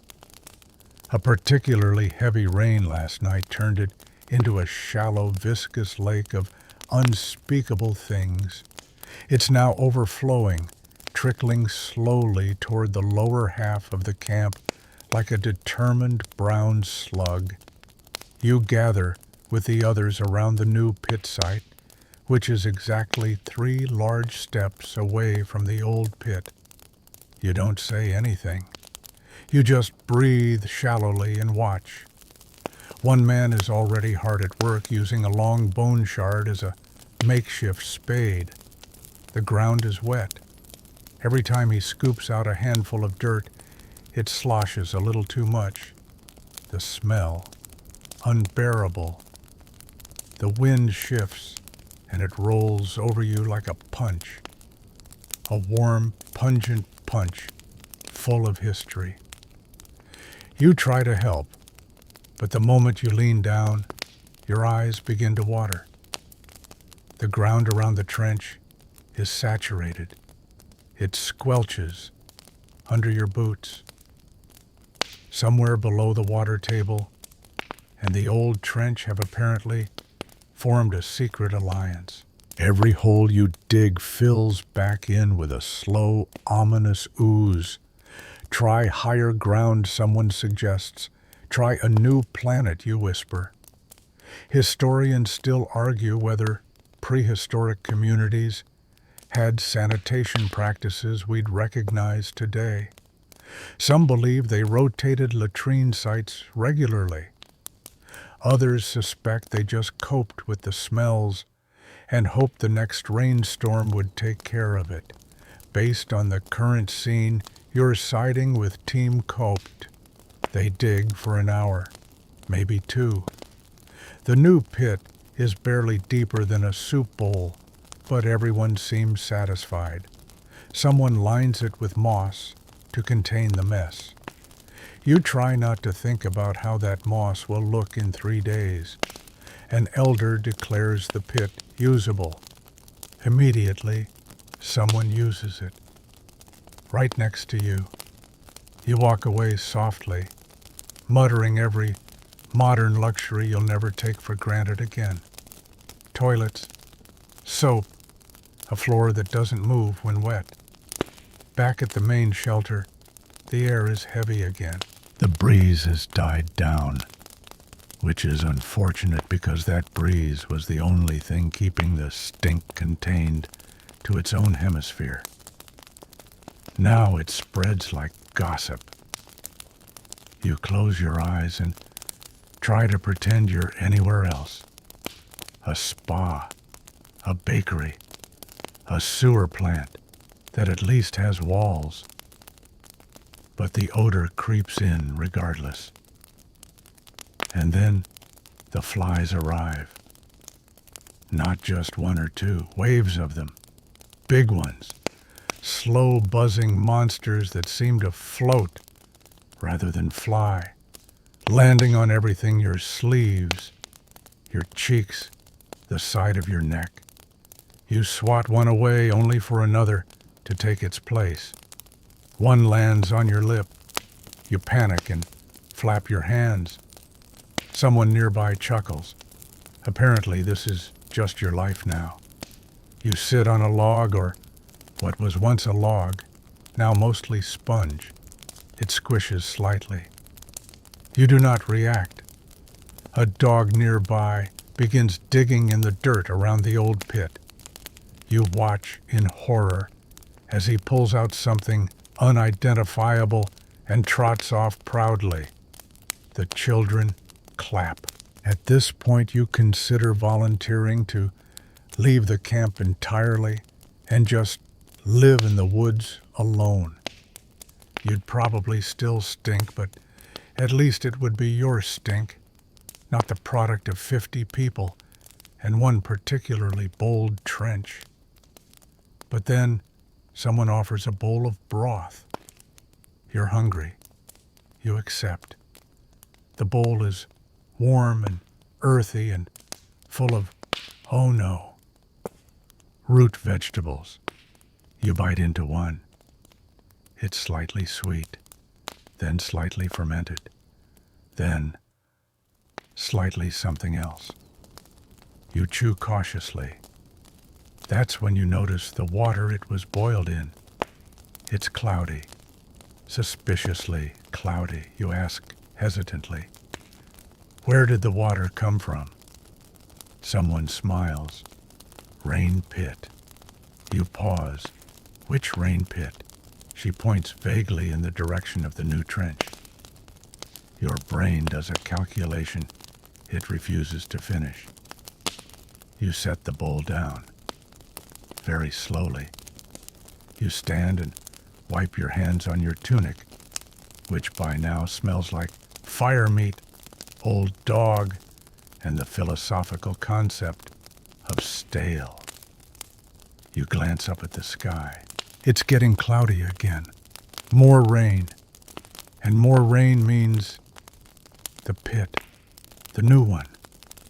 You picture it slowly rising like a horror movie villain that just won't stay down. You look around at the others. They're adjusting to the situation with alarming ease. Someone is already building a second trench behind the first. Another is collecting reeds to trap the runoff. You stare blankly. Is this adaptation resilience or just collective nose blindness? A child runs by, splashing through a puddle far too close to the pit for comfort. He stops, stomps, once laughs, and keeps going. Your soul weeps quietly. You walk to the edge of camp and sit on a rock overlooking the distant hills. The wind is better here. You can breathe, almost. But even out here, far from the trenches and the trenches' backups, the smell finds you. Like it has a mind, like it knows. You close your eyes and wonder if prehistoric people ever dreamed of something cleaner, of cool springs of sunlight-dried linen, of going a full day without stepping in something mysterious. Then you remember they didn't have linen, just pits and furs and flies. You decide to walk farther than before, past the furs, beyond the fire pit, over the hill where the wind still smells mostly like grass instead of history's compost bin. You breathe deep. It helps. A little, but not for long. A few other wanderers are already up here, seated in silence, catching their breath and maybe their sanity. One of them, a lanky teen with hair like twine and eyes that seem permanently squinted, raises a hand in greeting. He's chewing on a twig, not for flavor, just something to do. You nod and sit nearby, grateful for the breeze. And that's when it hits you. A new smell. Different from smoke meat and death. This one is alive, raw, human, armpits, glorious prehistoric armpits. The boy beside you has removed his outer fur to cool off. Unfortunately, this means his full scent is now wafting freely into the surrounding air like incense summoned from the depths of a long-forgotten locker room. It's sharp, almost vinegary. Then it deepens into something more complex, musky, meaty. There's a top note of onion, a middle of wet wool, and a lingering finish of has never encountered soap. You glance around and realize it's not just him. Everyone here is marinated. Every person is their own walking weather system of odor. And somehow the breeze makes it worse. It lifts, stirs, then delivers the scent directly into your soul. Someone waves you over to a cluster of people gathered near a flat rock. They're pressing their armpits together, yes, together. You pause mid-step. Apparently, this is a greeting ritual, or maybe a bonding one, or just a dare. Whatever it is, it involves full contact, arm to arm, pit to pit, skin to skin. A glorious exchange of body heat, grease, and pheromones. One man leans in, presses his armpit firmly against another's, then steps back with a satisfied grunt. The recipient sniffs his own shoulder and smiles. You're stunned. And then someone approaches you. He's cheerful, older, missing several teeth, and smells like he's been fermenting in a damp tent with a handful of garlic. He raises his arm. You do not, but he does it anyway. Before you can escape his pit, makes full contact with your own. It's moist. It's sticky. It's warm in a way that says I have stories. You freeze. Time slows. Somewhere in the distance, a dog barks. And then it's over. He pats your shoulder, laughing heartily, and walks away. You remain. Historians still argue whether early humans used strong body odor as a social signal attraction, dominance, even territorial boundaries. Some suggest the more pungent the individual, the more respected. You in this moment are inclined to believe them. That man smelled like a legend. You return to your rock and sit silently, processing what just happened. A woman joins you. She's holding a pouch of herbs and begins rubbing them under her arms. You're hopeful until the smell hits you. The herbs are strong, sure, but they've simply joined the pit scent, not replaced it. Now she smells like a sweaty salad left on a dashboard.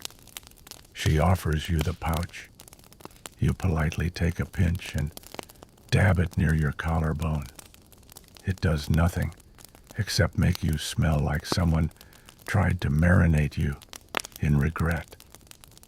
Nearby, a few couples are sitting close, very close. You realize they're sniffing each other, not discreetly, full face and neck sniffing.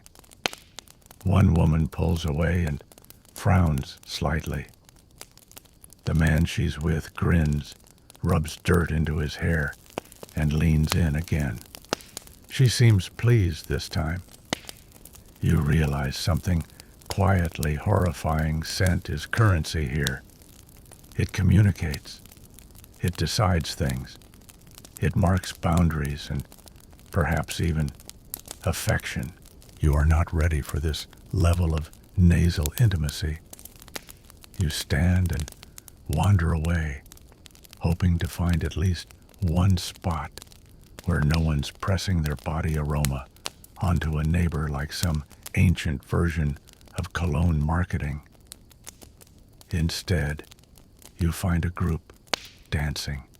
It's rhythmic, barefoot, and sweaty. Everyone's stomping in a circle, and with every step, another cloud of scent rises into the evening air, like dust but more committed. One man is shirtless. He gleams in the setting sun. The smell rolling off him is powerful enough to cause dizziness. You sit to watch. You regret it immediately. Your nose picks up every detail.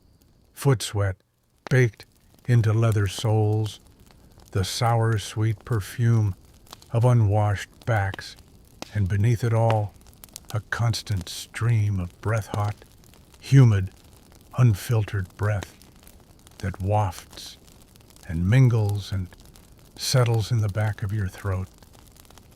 You cough. No one notices. You start to laugh, softly. Because really, what else is there? This is life now. A life where body odor is not an accident, it's an identity. You return to camp as the sun dips below the trees. Shadows stretch long. Fires crackle. The smell is worse now. It's denser in the cooling air. trapped low to the ground like fog. You walk slowly, trailing your own invisible funk cloud behind you, and you realize something strange. You're getting used to it. Your brain has stopped screaming at every whiff. Your stomach has stopped flinching. You are adapting. You lie down, for the night eyes heavy, and for the first time all day, you almost don't notice the dog sleeping on your feet. Almost. Morning returns with no ceremony, just light slanting through the animal hide walls, and the unmistakable scent of something dead nearby. You know it instantly. That sour, cloying, heavy scent that fills your lungs like warm molasses and settles in your chest like dread. It's not new, not even particularly surprising, but it is fresh, which makes it worse. You sit up slowly, rubbing your face with a hand that smells like a mix of leather and last night's stew. You glance around. A few others are already stirring, blinking through the rising smoke and scratching at various bug bites. Someone coughs loudly. Another replies with a sneeze that lands somewhere on the back of your sleeve. You stand and stretch already, bracing for whatever that smell is. You step outside and immediately gag. There, downwind from camp, is the source. A carcass. A deer, maybe. Or a pig. Hard to tell now. It's been hanging from a crude wooden rack for several days, part of it skinned, part of it left exposed. The skin is turning gray. The exposed flesh has gone slick and shiny, shimmering with a faint green tint in the morning sun. Flies orbit it in clouds so thick they look like smoke. And beneath the rack is a puddle, dark, sticky, and slowly soaking into the dirt. You breathe through your mouth. You shouldn't have. Now you can taste it. It's sweet, sickeningly so, like someone tried to candy a rat and left it in the sun. A man walks past with a club slung over one shoulder and casually slaps the side of the carcass. It jiggles. You hear it. You feel it in your feet. Still good, he mutters. You nod, as if that means something. Historians still argue whether early humans understood the dangers of spoilage or just powered through it. Some believe certain meats were left to ferment on purpose, creating something like jerky's awful, rebellious cousin. If that's true, then what you're witnessing might not even be a mistake. It might be dinner. Someone moves to slice a portion off. The knife is a thin piece of sharpened bone. It scrapes across the outer layer and peels it back like a sticky, furry curtain. The sound's worse than the smell. The inside still looks edible. Technically. Maybe. Depending on your definition of alive and choices. You step back, nose burning. A few kids are crouched nearby, poking something in the underbrush with sticks. You get closer and realize they've found another leftover. A smaller animal, half buried. Could have been forgotten. Could have been dragged there by a dog. Either way, it's bloated now, its legs stiff and jutting at odd angles. The children are delighted. One grabs the tail and lifts it like a trophy. You turn around. Back in camp, the fire is being fed with what you hope is just wood. The smoke curls lazily through the air, mixing with the warm stench of decay and coating everything with an extra layer of no thank you. Someone tosses a bone into the fire. It cracks with a sharp pop, sending a burst of burnt marrow scent into the air. It smells like hot grease and secrets.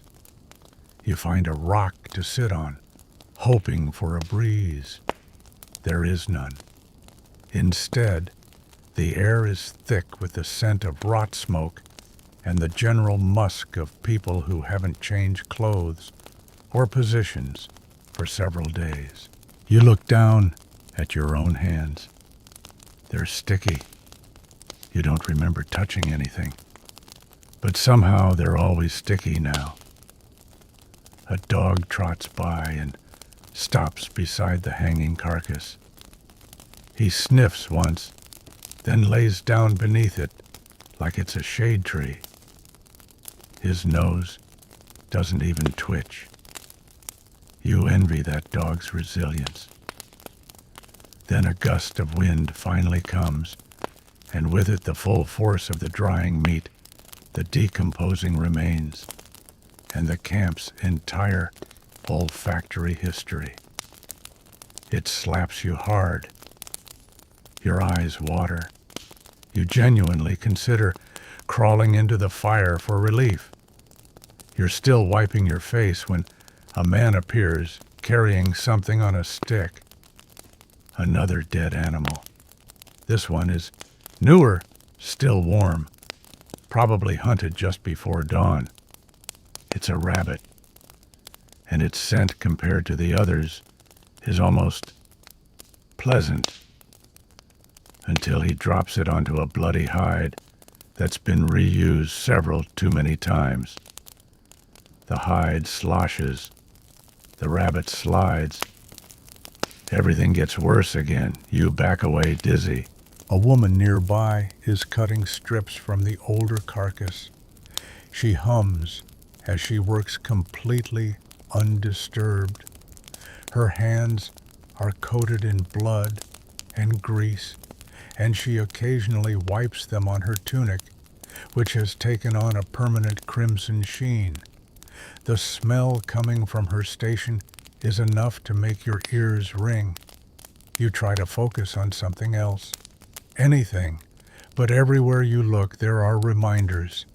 Bones half buried in the mud, with tufts of fur still clinging to them. Tanned hides stretched over poles, reeking of smoke, urine, and animal fat. Buckets filled with bits of organs being preserved in questionable liquids. A pile of entrails that someone will deal with soon. You breathe through your mouth again. It doesn't help. Someone shouts from the other side of camp. A dog has found something. The word intestines floats over the fire like a smoke signal. You sit down very slowly and press your hands to your face. And you smell yourself. A horrifying moment of clarity. You reek, not just from the fire or the smoke or the grease in your hair, but from hours, days of sitting in this, living in this, absorbing it all like a sponge in human form. Your cloak smells like meat and mildew. Your hair smells like fat and fire. Your breath smells like something that once lived and now wants revenge. You consider wading into the river and letting it take you. Instead, you pick up a stick and start fanning yourself. It makes it worse. You're sitting perfectly still now, not out of meditation, but because movement stirs the stink. Any shift in the air, any rotation of the shoulders, any innocent scratch at the scalp unseals a hidden pocket of funk, releasing it like prehistoric perfume. And today the smell has layers, First the flies.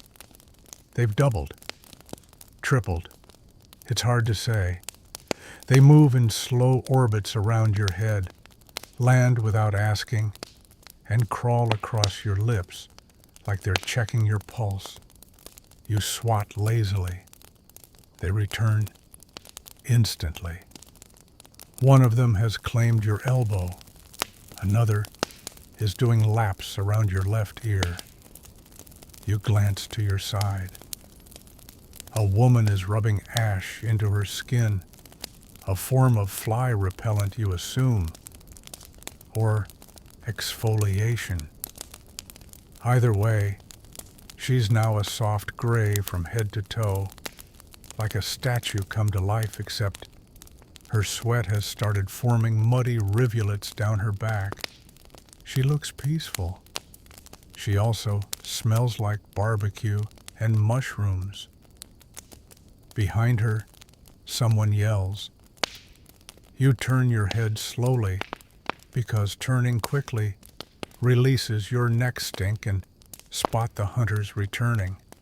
They've got something large, and it smells awful.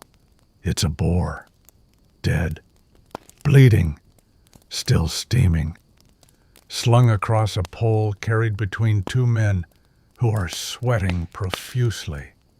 Their expressions say proud. Their armpits say weaponized.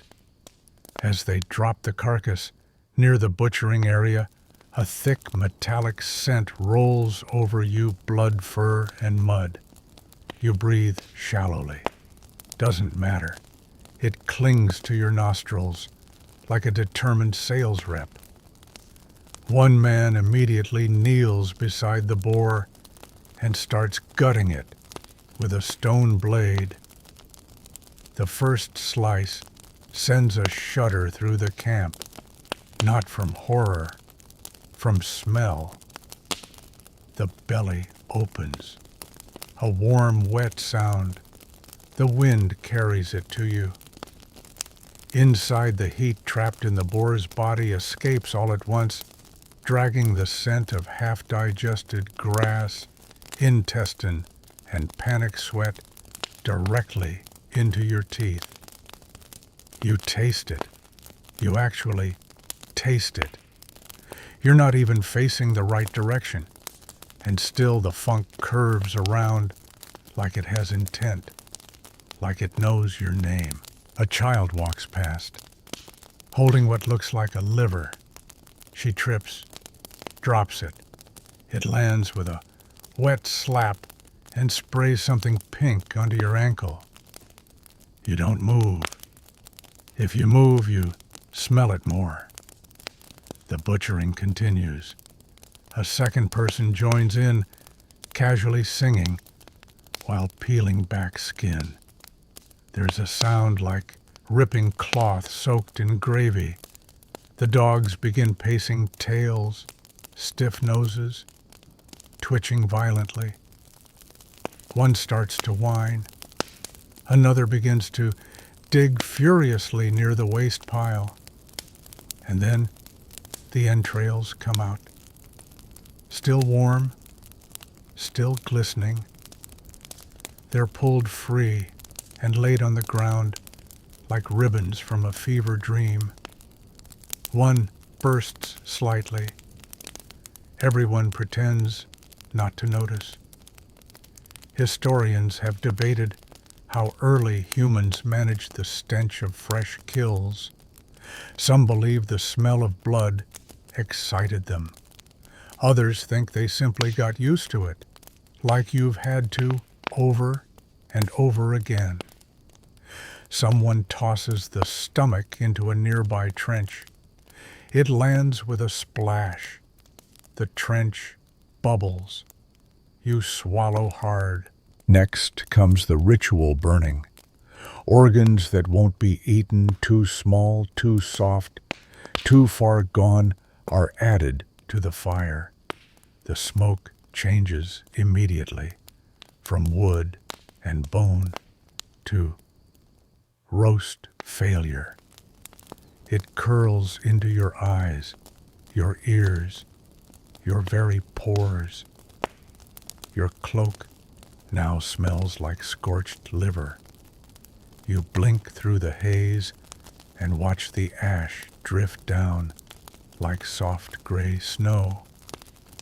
A boy nearby is scraping a hide with a flint tool, flinging off bits of skin and hair that float lazily to the ground. One lands on your boot. You try to flick it off and accidentally flick it into your face. You sit motionless for 10 full seconds reevaluating your life. The worst part is the smell isn't even peaking. It's just steady. It's like you're inside a stew that no one's ever stirred, just bubbling low and foul, always there. You remember when you first arrived at camp, you thought the fire smelled comforting. That was a simpler time. Now the fire smells like it's trying to apologize for everything else, but failing. A breeze passes through, and for a brief moment you think you might get relief. Instead, it carries a new addition: dung, old dung, wet dung, sizzling dung. Actually, someone has tossed a patty onto the fire as fuel, and the result is a chemical reaction between smoke feces and despair. You watch the steam rise from it and think this is probably what sadness smells like. A man walks by, carrying a bladder full of some fermented drink. He offers you a sip. You hesitate. He insists. You take it. It smells like vinegar and yeast and oddly fermented onion. You take the tiniest sip. It burns your throat and then immediately seeps back up into your sinuses, blending with the smells already parked there like a cursed orchestra. You hand it back and nod. He grins with blackened teeth and belches loudly. The cloud hits you with the force of prophecy. You smile, because what else can you do? The sun dips lower. Shadows stretch. The dogs settle in around the butchering area, licking the dirt, their tongues black with filth. Someone sings a quiet song in a language you don't know. A baby begins crying and the mother rocks her gently, face expressionless, nose likely long dead. And you sit in the middle of it all, arms resting on your knees, surrounded by the layered perfume of decay, blood, ash, body heat, and survival. And somehow, you're okay. Not good, not happy, just okay. Because after everything you realize you're no longer fighting the stink. You are the stink, and it's accepted you. There's a strange comfort that comes with complete sensory surrender. By now, your body no longer protests the smells, it just categorizes them. The rot, the smoke, the blood, the dung. They aren't shocks to the system anymore. They're just background noise, like weather or relatives. And yet this morning brings a new challenge. You wake to find an itch right on the back of your neck. It's not a normal itch, not just a dry skin kind of thing. No, this one moves. You slap it instinctively, fingers grazing something tiny and fast. Fleas. Congratulations. You're now host to a whole new family of roommates. You scratch. Doesn't help. The itching spreads arms, ankles, waistband. You don't even bother checking your scalp. You know what's happening up there. You've seen what it looks like on others. Nearby, a woman is sitting patiently as another picks through her hair with a bone comb squashing lice between her thumbnails. It's oddly intimate, like watching a monkey grooming session. They talk casually throughout the process. No one blinks. You look around. Everyone's doing it. Delousing, that is. Picking, scratching, muttering, passing around clay bowls to drop the bugs in. The sound of fingernails against skin has become a constant hum. Someone's using a hot stick to burn out a tick. The tick pops. The smell is exactly what you think it would be. Historians know lice were a constant companion in ancient communities. The earliest combs ever found lice combs. Even mummified bodies have been discovered with nits still clinging to their hair. It's part of the deal.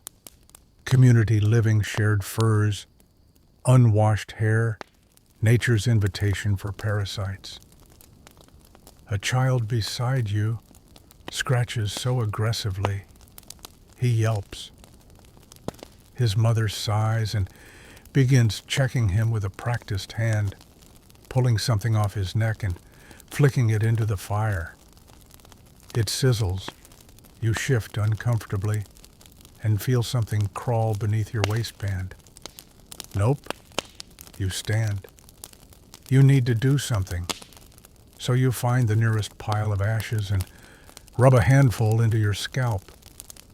This, you've learned, is the closest thing to shampoo.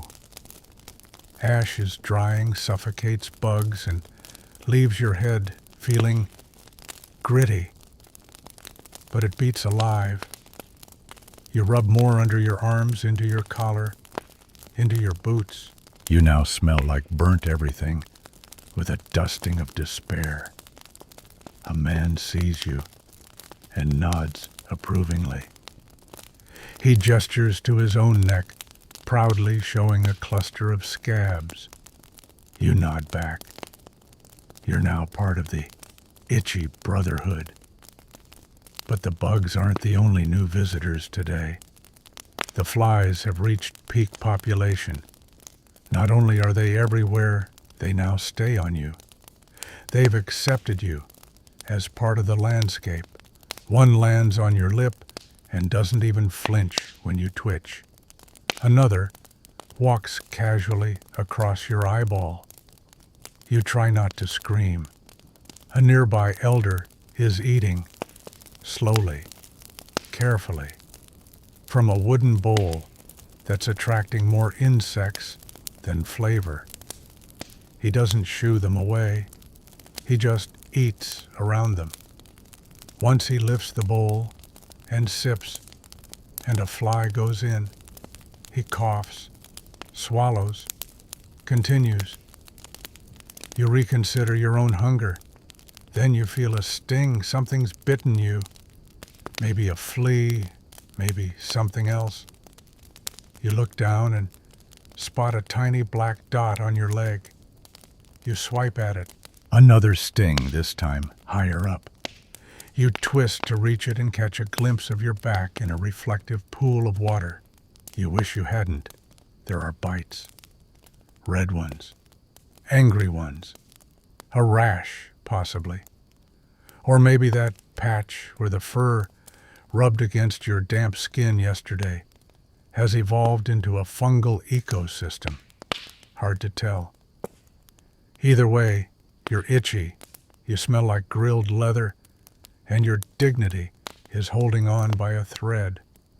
To soothe the burning, you try what everyone else is doing: animal fat, specifically rancid bear fat mixed with crushed herbs. A woman hands you a dollop. It's warm, gooey. It smells like death in a pine forest. You rub it on. Immediately, the itching dulls. So does your hope. The fat sinks into your skin with alarming ease. Your pores practically sigh. You now glisten like a sweaty seal on a summer rock.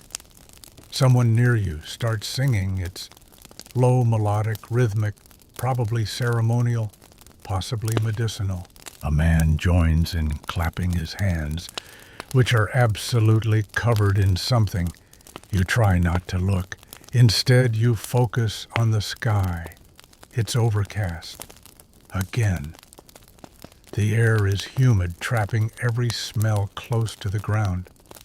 You close your eyes, then open them immediately. Something just crawled into your ear. You slap it out. A beetle, maybe. It hits the dirt and disappears into the grass. A woman nearby shrugs. Means the spirits favor you, she says. You don't respond. You're too busy checking both ears. The fire is smoking again. Someone's burning leftover bones. The smoke rises and joins the warm stink of people, pets, parasites, and pus. Yes, someone's treating an infected wound nearby, squeezing it methodically. The fluid is thick. The smell is worse. You walk to the edge of camp. You stare at the trees. They probably have bugs too, but somehow they seem cleaner. You sit. A dog joins you. It lies down and rests its head on your thigh. You reach to pet it. Its fur is crawling. You sigh. You pet it anyway. Afternoon descends like a damp wool blanket, heavy, uncomfortable, and smelling faintly of meat and mildew. You're sitting at the edge of the camp now, resigned to the fact that everything around you either bites, smells, drips, or buzzes, possibly all four. Your skin is coated in a greasy mixture of ash bear fat and sweat. You itch, but scratching only rearranges the suffering. Still, you persist. You survive. You even manage a shallow breath without gagging until the wind changes. Dead things, not just the regular kind. These are long dead, tucked away for later, dead. A couple of carcasses have been stored out of the sun behind some brush, presumably to age or air out.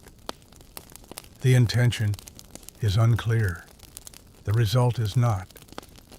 The stench rolls in like a fog bank from hell. It's thick, meaty, wet, and worst of all, it's directional. You can actually feel it approaching. It has temperature. It has mass. It flows around you like someone upended a bucket of warm, spoiled soup onto your lap. You turn slowly to face the source. It's a pile. Mostly bones. Some hides. Bits of things that were meant to be scraped, cooked, or buried. Apparently, someone forgot. Or decided this spot, right beside where people nap, was the ideal resting place for the slowly disassembling remnants of past meals. A dog is sniffing it. He finds something and drags it triumphantly back into the camp. It's a hoof, maybe, or part of a foot. He drops it beside the fire with a wet thwack and starts chewing loudly, wetly. Bits fly. No one stops him. You sit frozen as the wind continues pushing the scent into your very soul. You try breathing through your mouth. Bad idea. Now it tastes like old fat and regret. Historians have speculated that early camps didn't waste anything, but clearly not wasting didn't mean storing hygienically. These bone piles may have been ritual, or lazy, or just the inevitable result of not wanting to walk any farther in the mud. You move to a new rock. This one's dry, mercifully, but it's near another horror, a basket of fish. Or what was fish? It's now more of a suggestion of fish, a ghost of fish, a soupy, half-fermented memory of aquatic life. The basket is oozing. Something is growing on it. A child pokes it with a stick. The stick disappears into the mass with a wet slurp. The smell is next level.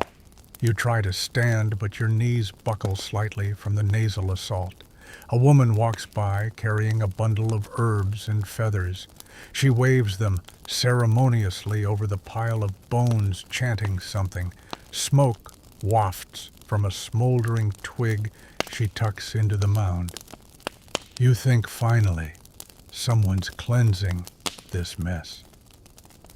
Then the wind shifts again, and the burning herbs reveal their true nature, bitter, acrid, sharp.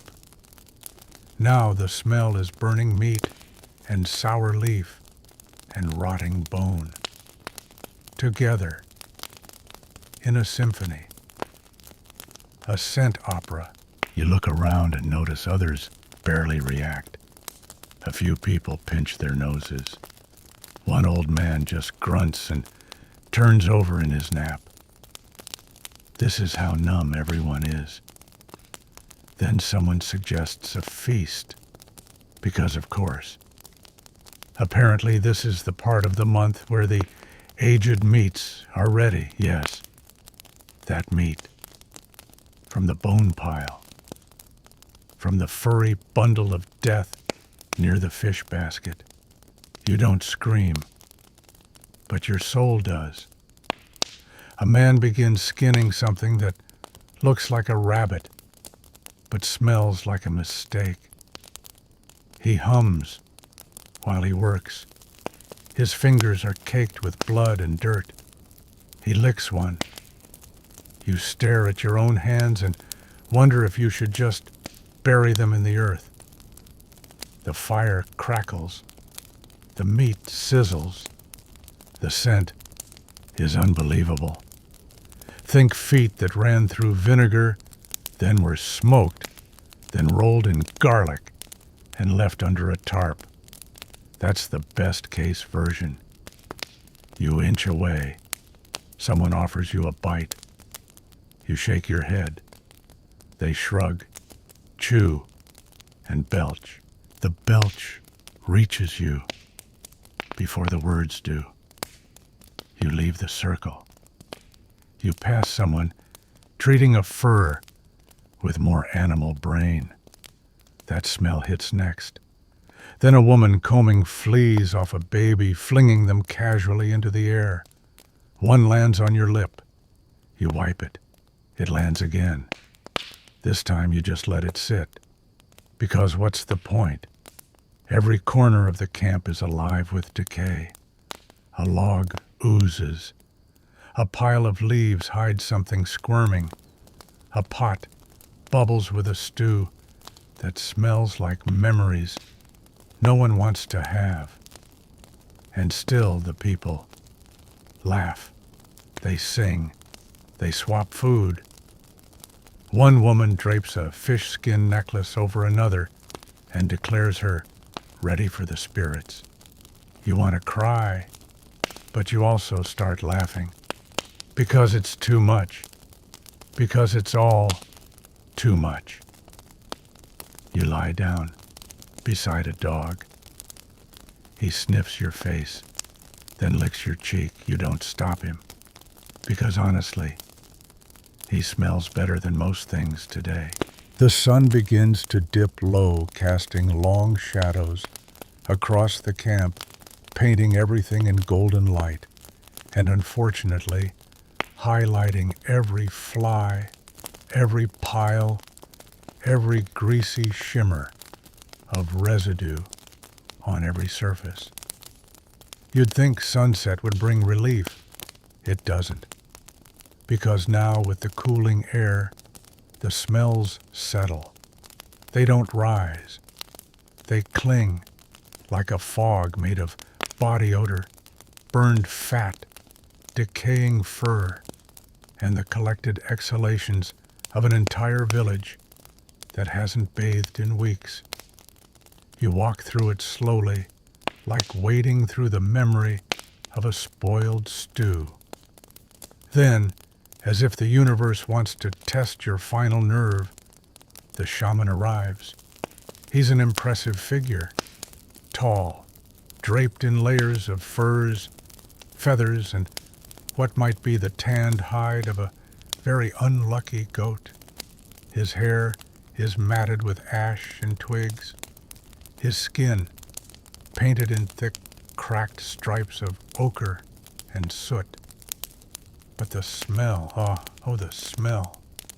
It precedes him like an omen, a sharp, nose-pinching mix of burnt herbs, sweat animal grease, and something disturbingly sweet, like spoiled berries, soaked in vinegar and left to ferment inside a leather pouch.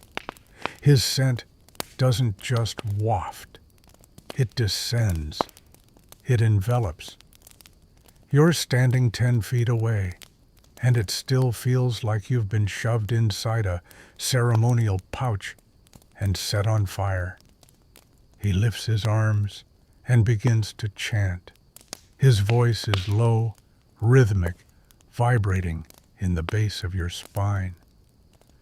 Everyone gathers around, sitting cross-legged or kneeling. You join them, not out of belief, out of proximity, and because sitting gives you fewer chances to release your own personal stink cloud into the air. The shaman pulls out a bundle of dried herbs and tosses it into the fire. Bad move. The bundle flares immediately, sending up a tower of black, oily smoke. It smells like roasted bark, ancient gym socks, and a wet raccoon. You cough. A child nearby starts to cry. The shaman grins wider. Then he steps into the smoke. He spins slowly, arms out, letting it wrap around him like a blanket. He begins humming, then stomping, a slow, deliberate rhythm that makes the grease on his legs shimmer in the firelight. With every step, the air worsens. The grease is melting. Yes, melting. The combination of fire heat and layers of bare fat and whatever else he rubbed on himself has created a kind of aroma halo. It radiates from him like waves from a garbage fire on a windy day. You try not to gag. A woman next to you is deeply moved. She begins to sway, matching the rhythm, eyes closed, breathing in the smoke. You admire her commitment, or her destroyed sense of smell. The shaman reaches into a pouch and begins sprinkling ashes onto the crowd. They fall lightly on your shoulders. You brush some off and immediately regret it. The ashes mixed with something sticky. You don't ask. You don't want to know. Historians believe shamans used ritual scents to open the senses, invoke spirits, or purify the body. In your case, it feels more like an assault. Your senses are screaming. Your soul is begging for soap. He raises a small dish, burned bone filled with smoldering herbs, and begins wafting it over the heads of the group. Each person bows as it passes. When it reaches you, the blast is immediate, hot chemical, overwhelming. You see colors. You don't remember kneeling, but you're now much lower than before. Possibly underground. Possibly just spiritually removed. He passes. You lift your head. The fire pops. A piece of fat explodes into the flames, releasing a hiss and a puff of meat-scented smoke. The crowd lets out a communal breath, equal parts reverence and shared nausea. The ritual continues. Drumming starts. Someone's using a hollowed log and a stick. Another has antlers and rattles them with every movement. The sound is hypnotic. So is the constant scent of the shaman, hot fat ash, wet fur. The rhythm builds. A few people stand arms raised. They begin circling the fire. You're pulled in without thinking. You follow. And that's when you realize this isn't just a ritual. It's a sweat ceremony. The air thickens as the fire grows. More herbs, more smoke, more grease. The shaman throws something else into the fire, and a wave of stench hits the circle. Everyone leans in, inhaling deeply. You try. You really do. But your body has limits. Your skin is slick with sweat and soot.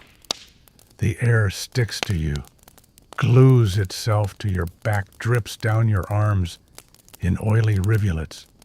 You begin to sway not from spiritual ecstasy, but from mild smoke poisoning.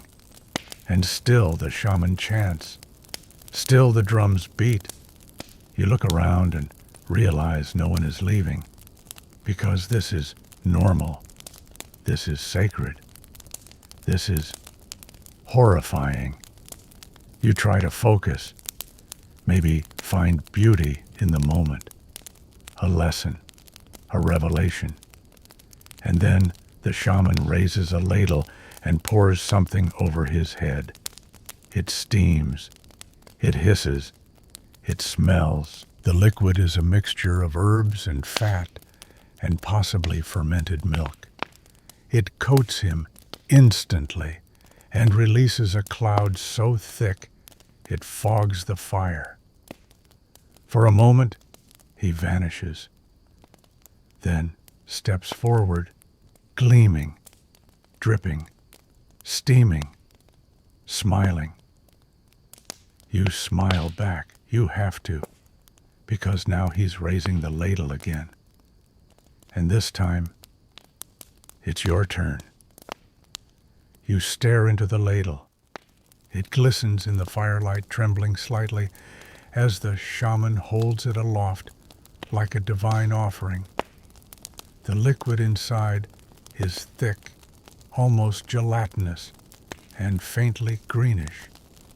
Bubbles shift and pop on the surface, releasing little puffs of warm, sour steam that hit your nose like a wet slap. The scent is layered, herbal, yes, but underneath that spoiled milk, sweat, something eggy. You try not to flinch. The shaman steps closer.